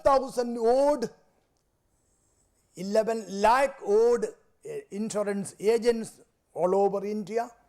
1,10,000 employees there in LIC. And every year they are giving something like 2,600 crore as dividend to the government exchequer. 5 crore investment, 2,600. You calculate the percentage of dividend. ഇപ്പോൾ ഈ ഞാൻ കണ്ടിട്ടുള്ള ഏറ്റവും വലിയ dividend കൊടുത്തൊരു company ഈ കൊല്ലം ഡിസംബറിൽ കണ്ടതാണ്. മജസ്കോ എന്ന് പറയുന്നൊരു കമ്പനി. അവർ കൊടുത്ത ഡിവിഡൻഡ് ഒരു ഷെയറിന് 975 രൂപ ഡിവിഡൻഡ്. ഒരു ഷെയറിന് 975. ഇപ്പം 100 ഷെയർ ഉണ്ടെങ്കിൽ ആലോചിക്കുക എത്ര രൂപ കിട്ടും. Okay, so you calculate the percentage of dividend. Okay, so 5 crore of investment by the government that yielded something like എത്രയാ 2,600 കോടി രൂപയുടെ ഡിവിഡൻഡ്. അപ്പോൾ it is a golden goose ആണ് ദാറ്റ് ലേസ്. ആൻഡ് ഇപ്പം 2,600 കോടി ഇപ്പോൾ കിട്ടുന്നതിന് പകരം you kill it, you get disinvested. IPO നടത്തിയ ചിലപ്പോൾ ഒരു 2,000 രൂപയോ 3,000 രൂപയ്ക്കോ ഒക്കെ ഷെയർ പോകും. Government will get the amount in bulk. So what will happen? Over a period of time, your employability, LIC agents, workers, ഇതെല്ലാം നഷ്ടപ്പെടും. LIC of India has reached something like 99.1% claim settlement every year. 99%. So 100 people join in LIC policy, their claims will be settled. That means 99.1 means practically 100%. if private sector investment comes. The FDI cap has been raised from 49% to 74%, means if you are holding 51%, you have the controlling share. If 74% is given to alliance company or prudential company, they get the major share. We have something like 40 crore of middle class people equivalent to the US people who are having the purchasing power. If they can be അത് മുഴുവൻ tap ചെയ്യാമെങ്കിൽ alliance company, prudential company has an eye on India in the insurance sector. That will be a damage to the interest of the LIC. LIC has contributed to the rural development programs, what you call the water supply schemes, to KSRTC for the purchase of buses at 2% interest given to electricity board, and also for a variety of rural development programs. But the multinational insurance companies will have no such human face. Okay. So I fear about the loss of this great asset to the nation by the disinvestment of insurance sector, LIC of India. So I made a mention about the R.N. Malhotra committee report. He received, Manmohan Singh received in 1994, but he had fear about the implementation. He kept in cold storage, kept it for abeyance. And it was later his successor, who? Atal Bihari Vajpayee government put it implemented and started IRDA, Insurance Regulatory and Development Authority, and attracted insurance companies into India. Now, two major defects in this particular budget. I welcome the massive investment in infrastructure, health and agriculture. The defense expenditure increase is only marginal. Against 4,71,378 in the previous budget, allocation this year is only 4,78,196. This is significant, especially when we face a crisis in the Indo-Sinai border. Then, allocation for the MNREGA. That was a wonderful invention by Dr. Manmohan Singh during the global financial crisis of guaranteeing 100 days of work for the rural people. The allocation has been reduced by 34%. Now, the other slide will give you an idea about the pie chart regarding how rupee comes and rupee goes. So, 15% of the revenue comes from GST, 14% comes from individual income tax, 13% comes from corporate tax, 20% of the government's revenue receipts come through borrowing. So borrowings are on the increase. Coming to the expenditure pattern, 30% highest expenditure is interest payments. A country with a 30% on interest payment. Then something like 20% to the share of the states in the form of taxes and duties. So this pie chart will give you an idea regarding the allocation. The first one regarding how rupee comes, the other one how rupee goes. So the alarming situation is the interest payments. Coming to the changes in the tax proposals, as Ma'am has already stated, there is no change in the income tax rate or slab. Senior citizens above 75 years need not file return provided they get interest income and pension from one bank. If they have accounts in different banks and get interest from various banks, certainly they have all to compute and they have to pay the tax. Another loophole has been closed this year. Dividend on companies, which was exempt, now it is under taxation from last year onwards. Those people who received 5,000 rupees from a single company, they had to pay 7.5% on TDS. And those people who are getting like 2,300, they were not showing that in the phone number 26AS. But from next year onwards, all these things will be automatically filled in your tax return form. So that loophole is closed. Similarly, all your short-term capital gain, long-term capital gain, etc. will be put in that will be pre-filled. Your interest from various banks will automatically accounted. So these are mechanism for closing the loopholes. Well and good. So government will get more revenue by introducing modernization.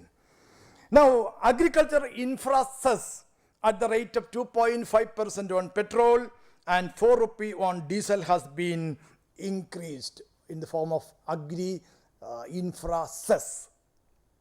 But there was an assurance from the Honorable Finance Minister that to that extent excise duty will be cut. നിങ്ങൾക്ക് നോക്കുമ്പോൾ വലിയ കുഴപ്പമൊന്നും കാണുന്നില്ല, പക്ഷെ എനിക്ക് നോക്കുമ്പോൾ കുഴപ്പം കാണുന്നുണ്ട്. എന്താണ് കുഴപ്പം? എക്സൈസ് ഡ്യൂട്ടി ഉണ്ടെങ്കിൽ അതിൻ്റെ 41% share will go to the state government. If a cess is increased or if a cess is introduced or a surcharge is introduced, that will go exclusively to the union government. So the government of India has introduced cess, new infra cess. Similarly, customs duty on gold silver has been slashed from 12.5 to 7.5. At the same time, 2.5% has been raised in the form of cess. So again, that is a blessing to this union government. There has been a shift of investment from gold and silver, that since the presentation of the budget, gold price is coming down, 35,000. It has come down to 35,100, etc. So people are switching over their investment from gold to dollar or dollar investment. So dollar is becoming stronger and stronger. Okay. Stock market is upbeat because no fresh COVID tax has been introduced. People feared that there may be a COVID cess or there may be an increase in the short-term capital gain tax from the 15% to 25%. Similarly, long-term capital gain tax 10% may be raised to 20%. STT means stock transaction tax. അത് വർദ്ധിപ്പിക്കുമെന്നുള്ള ഭയം ഉണ്ടായിരുന്നു. Once these fears have been removed, people started investments. കാരണം കഴിഞ്ഞ ആഴ്ചയിൽ 5 ദിവസവും stock market ഓരോ ദിവസവും സക്സസീവായിട്ട് പൊട്ടിക്കൊണ്ടിരിക്കുകയായിരുന്നു. Loss was very tragic. പക്ഷേ from the day February 1st onwards, market is on the upbeat. It has touched something like 50,930 Sensex when I launched my speech. Similarly, Nifty index has touched something like 15,000. So the market is on the upbeat. Okay. So this is about the minor changes because there are no possibilities of changes in other taxes because GST Council determines that no changes in personal income tax. Similarly, no changes in corporate tax because the rate has already been reduced. Now, along with these budget proposals, Finance Minister has also presented what you call the report of the 15th Finance Commission, the engaging headed 15th Finance Commission. That is also a constitutional body. Article 280 of the Constitution says the President shall within 2 years from the commencement of this Constitution, thereafter at the expiration of every 5th year or at an earlier time that the President considers necessary, by order constitute a Finance Commission which shall consist of a chairman and 4 other members. And the task of the Finance Commission is to advise to the President of India with regard to the sharing of the tax revenue between centre and states, sharing of the grants in aid or any other financial matters referred by the President of India. Now, as per the constitutional provision, engaging headed 15th Finance Commission recommended that 41% of the entire union taxes should be shared among the state governments against 42 in the previous commission. Kerala's shares of taxes has decreased from 2.5% to 1.95%. This is the case with the most of the southern states except Tamil Nadu. But there is a blessing in disguise for the state of Kerala to tide over the revenue deficit 32,000 crore has been allocated to state of Kerala over the next 3 years. That is a blessing for the state of Kerala. It was because of this. ഇന്നലെ Thomas Isaac ഇന്നലെ അർദ്ധരാത്രിക്ക് സംസ്ഥാന government ജീവനക്കാർക്കും അധ്യാപകർക്കും പെൻഷൻകാർക്കും എല്ലാം 4 ഗഡു DA ഒറ്റയടിക്ക് April മാസം കൊടുക്കാനായിട്ട് തീരുമാനിച്ചു. Because of this financial transfer. Okay, revenue deficit. Over to the next one. വെള്ളം കുടിപ്പിക്കുന്നു. Okay, now so these are the salient features of the 15th Finance Commission report. One more thing, സ്റ്റേറ്റിന് 3% സ്റ്റേറ്റിൻ്റെ SDP-യുടെ state domestic പ്രോഡക്റ്റിൻ്റെ 3% വായ്പ എടുക്കാനുള്ള അനുവാദമുണ്ടായിരുന്നു. കോവിഡിൻ്റെ പശ്ചാത്തലത്തിൽ അത് 3.5-ആയി. ഇപ്പോൾ 15th ഫിനാൻസ് കമ്മീഷൻ 4% വായ്പ എടുക്കാൻ അനുവദിച്ചിരിക്കുന്നു. അത് വലിയ സ്റ്റേറ്റിന് ആശ്വാസമാണ്. We are in the debt trap. 2,60,000 crore is the total debt of the state of Kerala. Now അപ്പം നമുക്കിനി 9,000 കോടി രൂപ കൂടി വായ്പ എടുക്കാനുള്ള ലിമിറ്റ് ഓരോ വർഷവും കിട്ടും. So I submit this to the august body for your discussion, for your queries, suggestions, additions, omissions, etc. Thank you very much. Thank you, sir. Really, you are too knowledgeable than what we all expected. Of course, you have presented things in such a way, and I am only slightly unhappy because there's not been much of reactions from the students. That should not happen. Okay.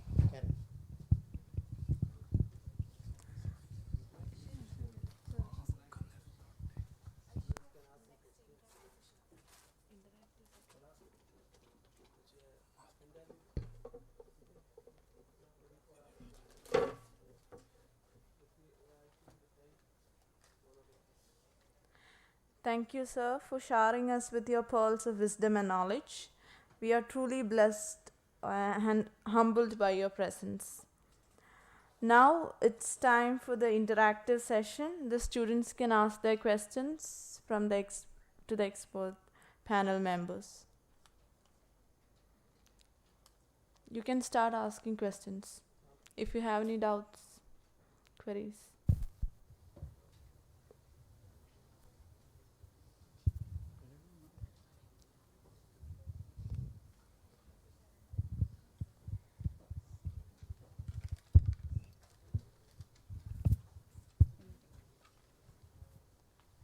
Good afternoon, sir. Myself, Megha Shiblal, T5 MBA student. So my question is, why Indian budget is made of budget of deficit? Simple answer. We look at expenditure first. Party is concerned with expenditure first. We have to spend more than our current revenue. There is a limit to the taxes. If you levy more taxes, people will be angry at the government. Okay. So, but you have to make a heavy investment in the form of infrastructure, health care, and also farming population, etc. So spend more. Then you have to adjust your revenue, and this happens. So every year, expenditure is going up. Last year it was 32 lakh crore budget. Now this time it is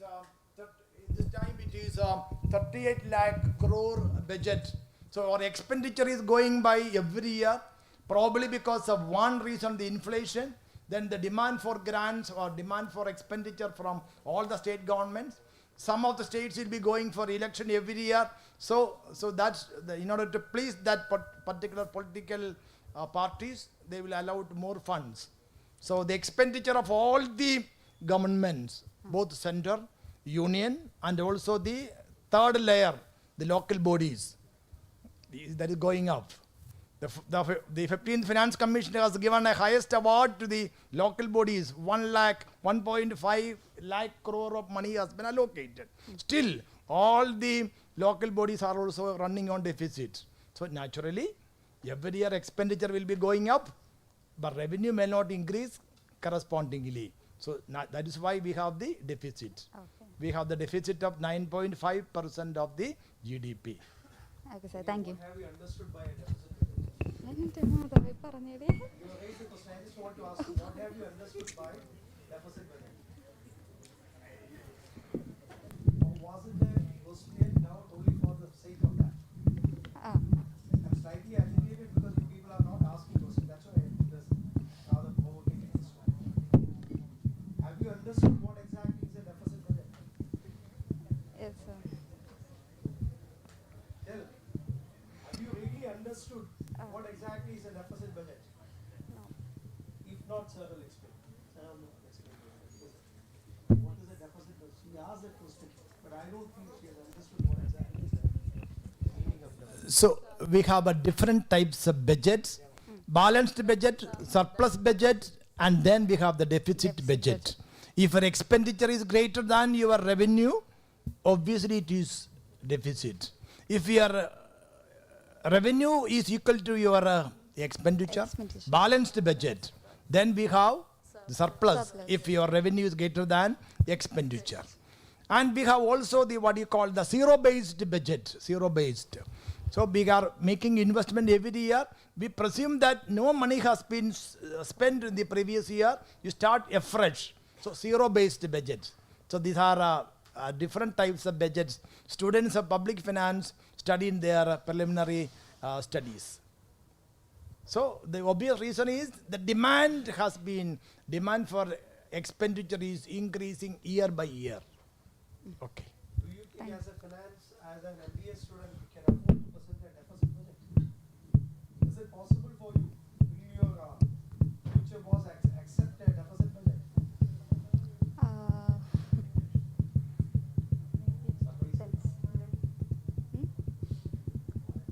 See, it's very easy for a politician to announce a deficit budget. But in our practical sense, in a business community, you cannot afford to have a deficit budget. Am I correct or wrong? Yes sir. So what budget you suggest? Do you really appreciate a deficit budget? It's only a gimmick. I tell you.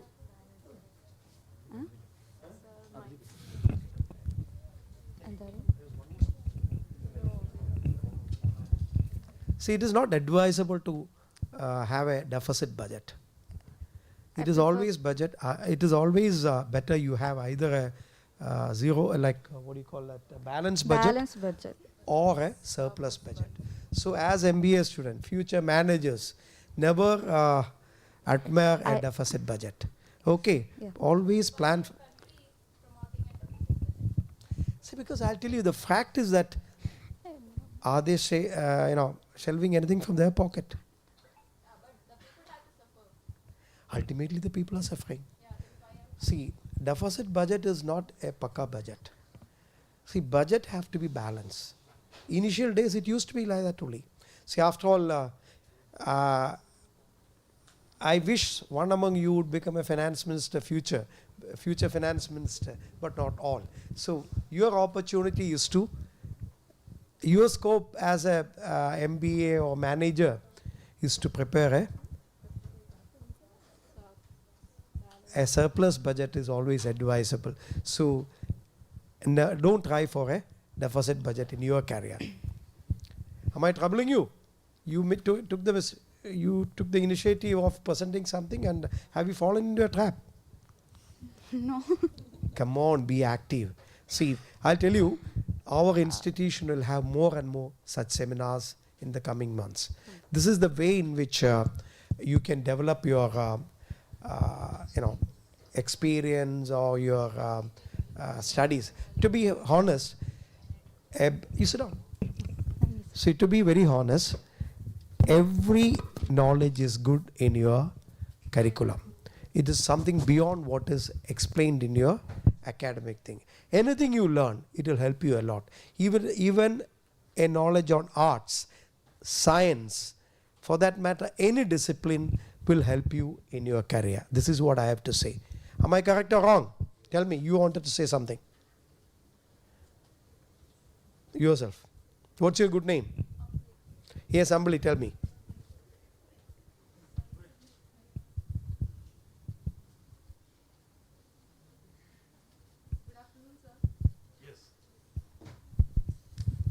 Sir, my question is. No, I would put a question. You give me the answer.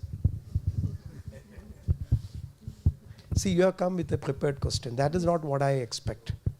See, you are an MBA student. Yes, sir. Spontaneously, you have to react. Okay, sir. Only then your skills get developed. Okay, sir. Am I correct?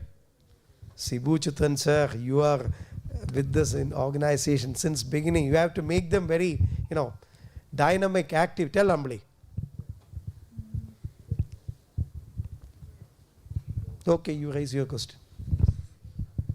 Sir, there will be a big change for going forward for taxpayers, then salaried employees, and then heard about an exemption for senior citizens and people over 75 years from filing income tax returns.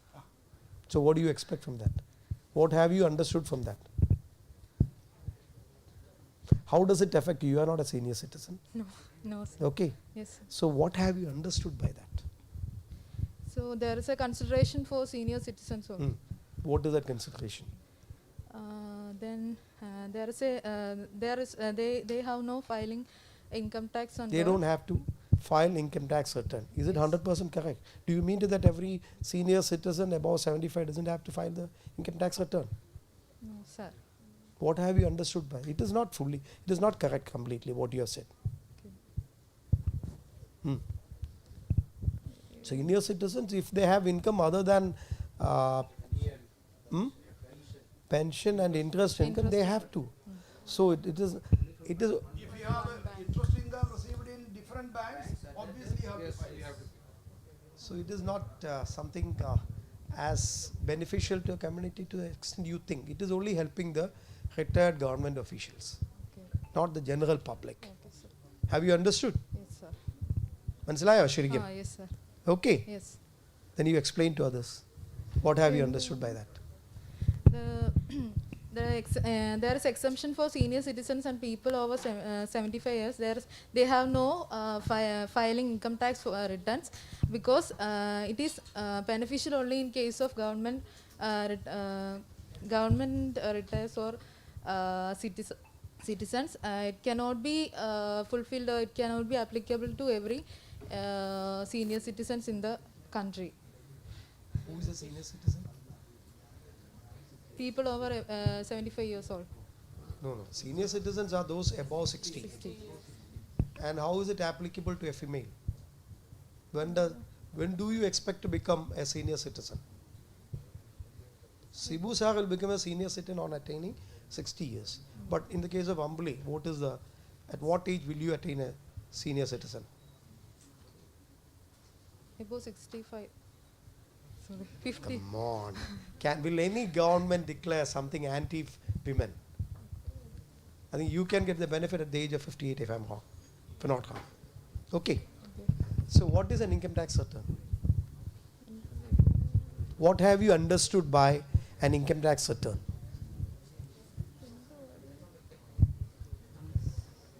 Sir, I don't. See, you ought to understand the fundamentals before raising questions. Okay, sir. I'm not blaming you. Okay, sir. You should be capable of answering even these minor things.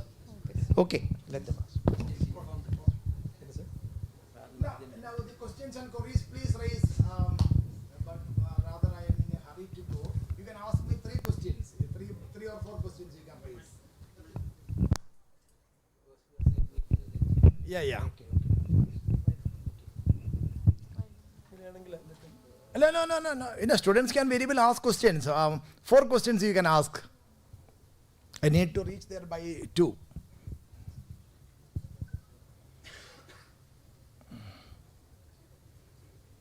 Do it fast.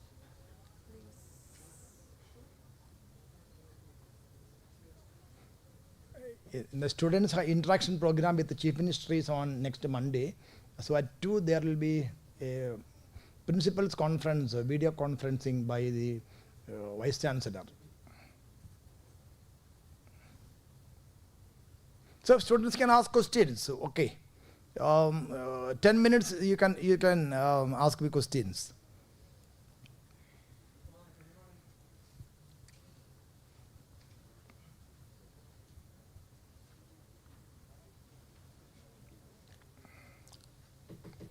Sachin. please. One by one, please. Good afternoon, sir. Myself, Thomas Alphonse from T5. Thomas from T5. Thomas C. Alphonse from T5. T5, okay, I'm sorry. So my question is, what are the steps for promotion of the fishing hub? Because we are basically on agriculture sector. India is basically depends on agriculture sector. So what are the steps for promotion for the fishing hub? That is a very interesting question. We have launched the Blue Revolution for the deep sea fishing, probably with the Netherlands program, Switzerland program, Norway, etc. We launched a series of programs. Similarly, for inland fishing also there are programs.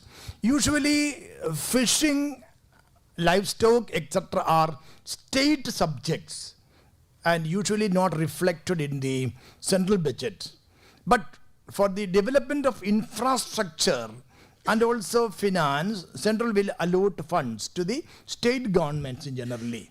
It is not generally a central sponsored program, state sponsored program.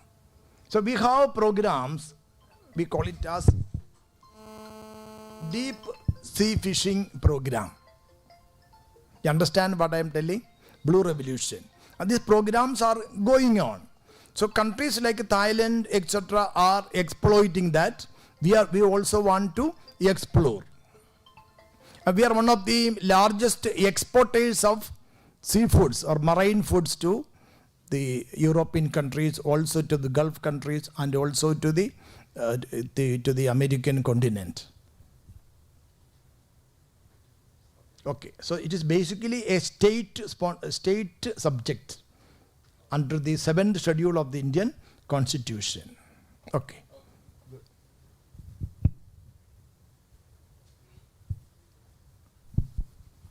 So myself Anandu, T5 MBA. So what I can see in this budget, nothing is provided in the for entrepreneurship. Okay, the budget for the finance minister said that the education sector for the 9,993,000 crores and skill development only for 3,000 crores. So actually, I am an MBA student. Is a skill development is more important one in nowadays. Sir, it's very low. What is your opinion about that? It's a wonderful question that you had asked. Yeah. So the thrust of the government of India from 2015 onwards, skill development and Making India program. But unfortunately, what happened, the financial position of the government of India is so tight that we are unable to make larger investment into these sectors. So the thrust this time is on 3 sectors because of the COVID pandemic situation. Health sector, for vaccination, 35,000 crore is invested. Earmarked for vaccination program only. So also infrastructure development programs and also to face saving program in the case of the farmers agitation. So government is unable to earmark any fund. And the real situation is alarming that the growth rate has plummeted to 7.5%. And we want a recovery. So government expects 11% recovery through infrastructural investment. So the country may be in a position to invest in the coming years. So it will take a minimum of 3 to 4 years time to recover fully. This is the expert opinion by 2025. Now you may ask, we are students, so we want employment, we want campus placement. Sir, this may get negative impact on the entrepreneurship and future entrepreneurs. It is true, because you are to become managers, you are to become CEOs, you are to become leaders. 3 phrases I have used: managers, from lower level manager, middle management, and top level management, then leader, then CEOs, entrepreneurs. So you have to do business. Okay. Thank you. Who is the CEO whom you adore the most? Must be some role model. Actually, come on. In your opinion. I have no role models. Come on, don't say that. Don't say that. You should Not have. to have. I'll give it. Don't you adore? The Shibulal. Okay, Shibulal is okay. What about Sundar? Sundar Pichai. Why that name has not come to your mind? It's live like it's a rural village in Tamil Nadu. He's the most nowadays. So why can't one day Anandu become a super Sundar Pichai? Okay, thank you, sir. Cherish the ambition. Okay. Anyway, I wish. Okay. See, more and more Sundar Pichai should come from your side. Okay, sir. Thank you. One day I will be a Sundar Pichai. Oh, very good. Why don't you get to So this is exactly what we want. See, your parents have sent you for this MBA with the ambition that one day their children will also become a Sundar Pichai.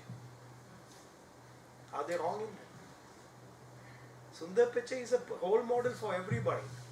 What about Mr. Chandrasekharan? Who is Mr. Chandrasekharan? Sir. The most famous Chandrasekharan among Indian CEOs.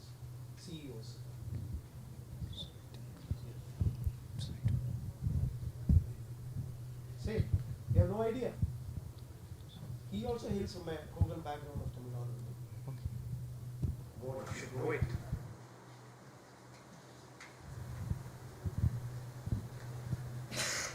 Who is Chandrasekharan? Mr. Chandrasekharan. He is the head of Tata. See, you should have role models in your mind. Only when you have role models, see, okay, whether you have said you want to become yet another Sundar Pichai or not, whether you are compelled to say that or not, but you should always cherish ambition. Only when you have ambitions, you can come out. See, after all, the course which you have selected, it's not a small thing. See, years before, say 50 years before, there was not even a single MBA institute in Kerala. It was, I think, in late 70s only, Cochin University started. Yes. Okay. So, you as an MBA become a noticeable person only when you imbibe more knowledge, even beyond what has been learned. It's only something ornamental. Your ability depends upon various factors like your desire to come up. Okay, when you have some role models, then an ability to imbibe knowledge from every segment, that should be there. Sir, am I correct or wrong? Say louder, sir. You Yes, also, sir. Correct. Okay, so you should have that ambition. There is who is the most prominent female CEO in India?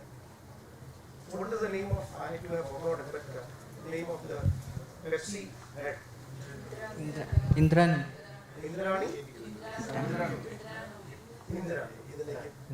So why don't you cherish the ambition of becoming a? What's your good name? Aishwarya. What a wonderful, fantastic name. Who is the most prominent Aishwarya? Why did you get the name Aishwarya? You owe your name Aishwarya to someone. Your parents alone, because of Aishwarya. See the girls who were born in after 1995. There were many Aishwaryas. In fact, my daughter is also an Aishwarya. So it is a common name because of Aishwarya. So that's also a role model. So one day Aishwarya, what's your full name? Aishwarya S should become another Indrani Nui. What is Indrani Nui's background? Where does she hail from? Okay. Sir. Just a minute. So Let's conclude this session. You can ask me one more question, please. Sir, we have to get the water price also. After that, sir, you are busy with your activities. I know that. So we are not going to create problem. Last question, please. You can raise the last question. Yes. Louder, yeah, please. Good afternoon, sir. Myself, Destiny, and My question is why there is big boost in highway infrastructure project only to 4 states? Is it because of elections coming forward? Infrastructure development is not for election, but this time for political reasons the states have received highest allocation. It's true, but infrastructure development is always good because this is SOC. Social and economic overhead will have linkage effect to the economic growth. It will have linkage. So the experience of the Asian tigers like Indonesia, Thailand, etc., Singapore, Malaysia, proved beyond doubt that infrastructure development can boost the economy. They have received a double-digit growth out of the investment in under Suharto. In Indonesia, they have started like 6-line roads, 8-line roads, amusing parks, etc. In the next stage, they have received impetus to economic growth. So infrastructure development is certainly inevitable. Now the allocation for the second stage of Kochi Metro to the tune of 1,957 crore is certainly a fillip, will be an encouragement to the people working in the info park, and that will benefit. So these are beneficial. I have raised this question because even in Rajasthan there are some projects that are going on, but in this in this budget they have not taken the name of Rajasthan. Now, see, already the infrastructure development programs under NHAI, National Highway Authority, is going on. But this is for political reasons, the political gimmick. So Kerala, BJP is giving so much allocation. Why don't you elect a government in Kerala of BJP so that we will have more allocation from central? That is a green signal to the BJP cadres in Kerala. Okay, to boost BJP's image. I said party A will be partly economics, partly business, and partly political. Okay. Last question.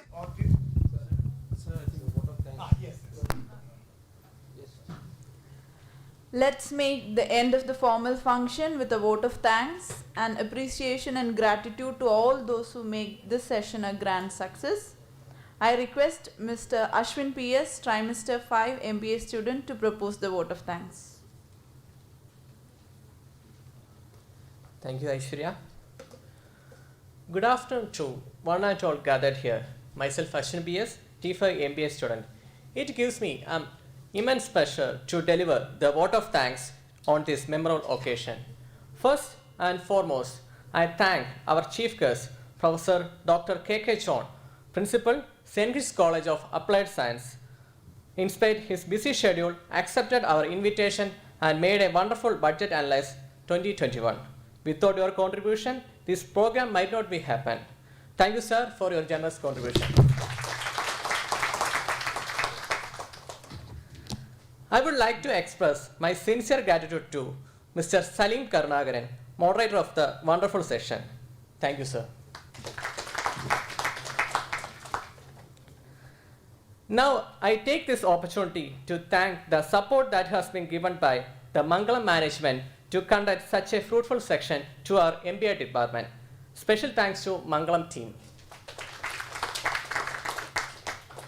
I would like to express my sincere thanks to Professor John T. Varghese, Dean of the department, who has been always encouraging, motivating, and making every moment more special. Thank you, sir. Next, I express my sincere gratitude to Dr. Sibu C. Chitran, Head of the department, for his strong support throughout the occasion. Thank you, sir. I owe special gratitude to our Assistant Professor, Ms. Gino Matthew, for coordinating the section and making it as a successful one. Thank you, ma'am. Next, I thank our Assistant Professor, Ms. Fatima Shirishaji, for budget highlights and for her strong support to make this event a successful one. Thank you, ma'am. I would like to express my sincere thanks to all the faculty members for your valuable presence. Thank you all. Once again, special thanks to all my colleagues for your active participation. Thank you all. Finally, I thank you all for your attention and presence. Thank you.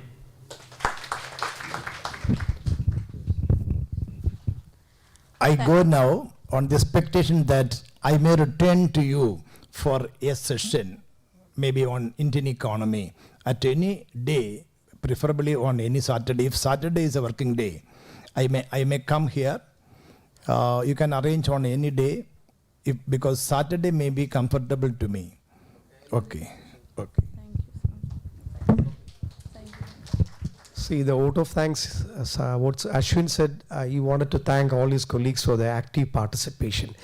I do agree, but they have to become more active in the next session. They have to come more prepared, make more involvement. That is the way in which you can develop your own skill. One should not be should not keep silent at all. See, it doesn't serve any purpose. Only when you interact, ask question, this is the way in which you can develop your skill. Not otherwise. Being silent listeners does not help you, and that should not be the attitude also. What about Mr. yourself? What's your good name? Abhijit. Why don't you get up? You are a very popular person because of your hair. What's a nickname for you among your colleagues? There must be something. What is that? Kilio. Anyway, it's quite interesting. I'll tell you, at least now you interact. See, because your course, MBA, is such a wonderful course. Only when you develop your skill of interacting, getting more and more knowledge, only then it becomes fruitful. So, sir, Mr. K.K. John, sir, was very good enough to say he'll come once again. You should have more such session. You should insist Sibu sir for every session, at least 2 sessions in a month. Invite more and more people from different walks of life. Learn from them. And Biju sir will also support, John sir will also support. But the demand should come from your side. Only then we accomplish the objective of this course. Okay.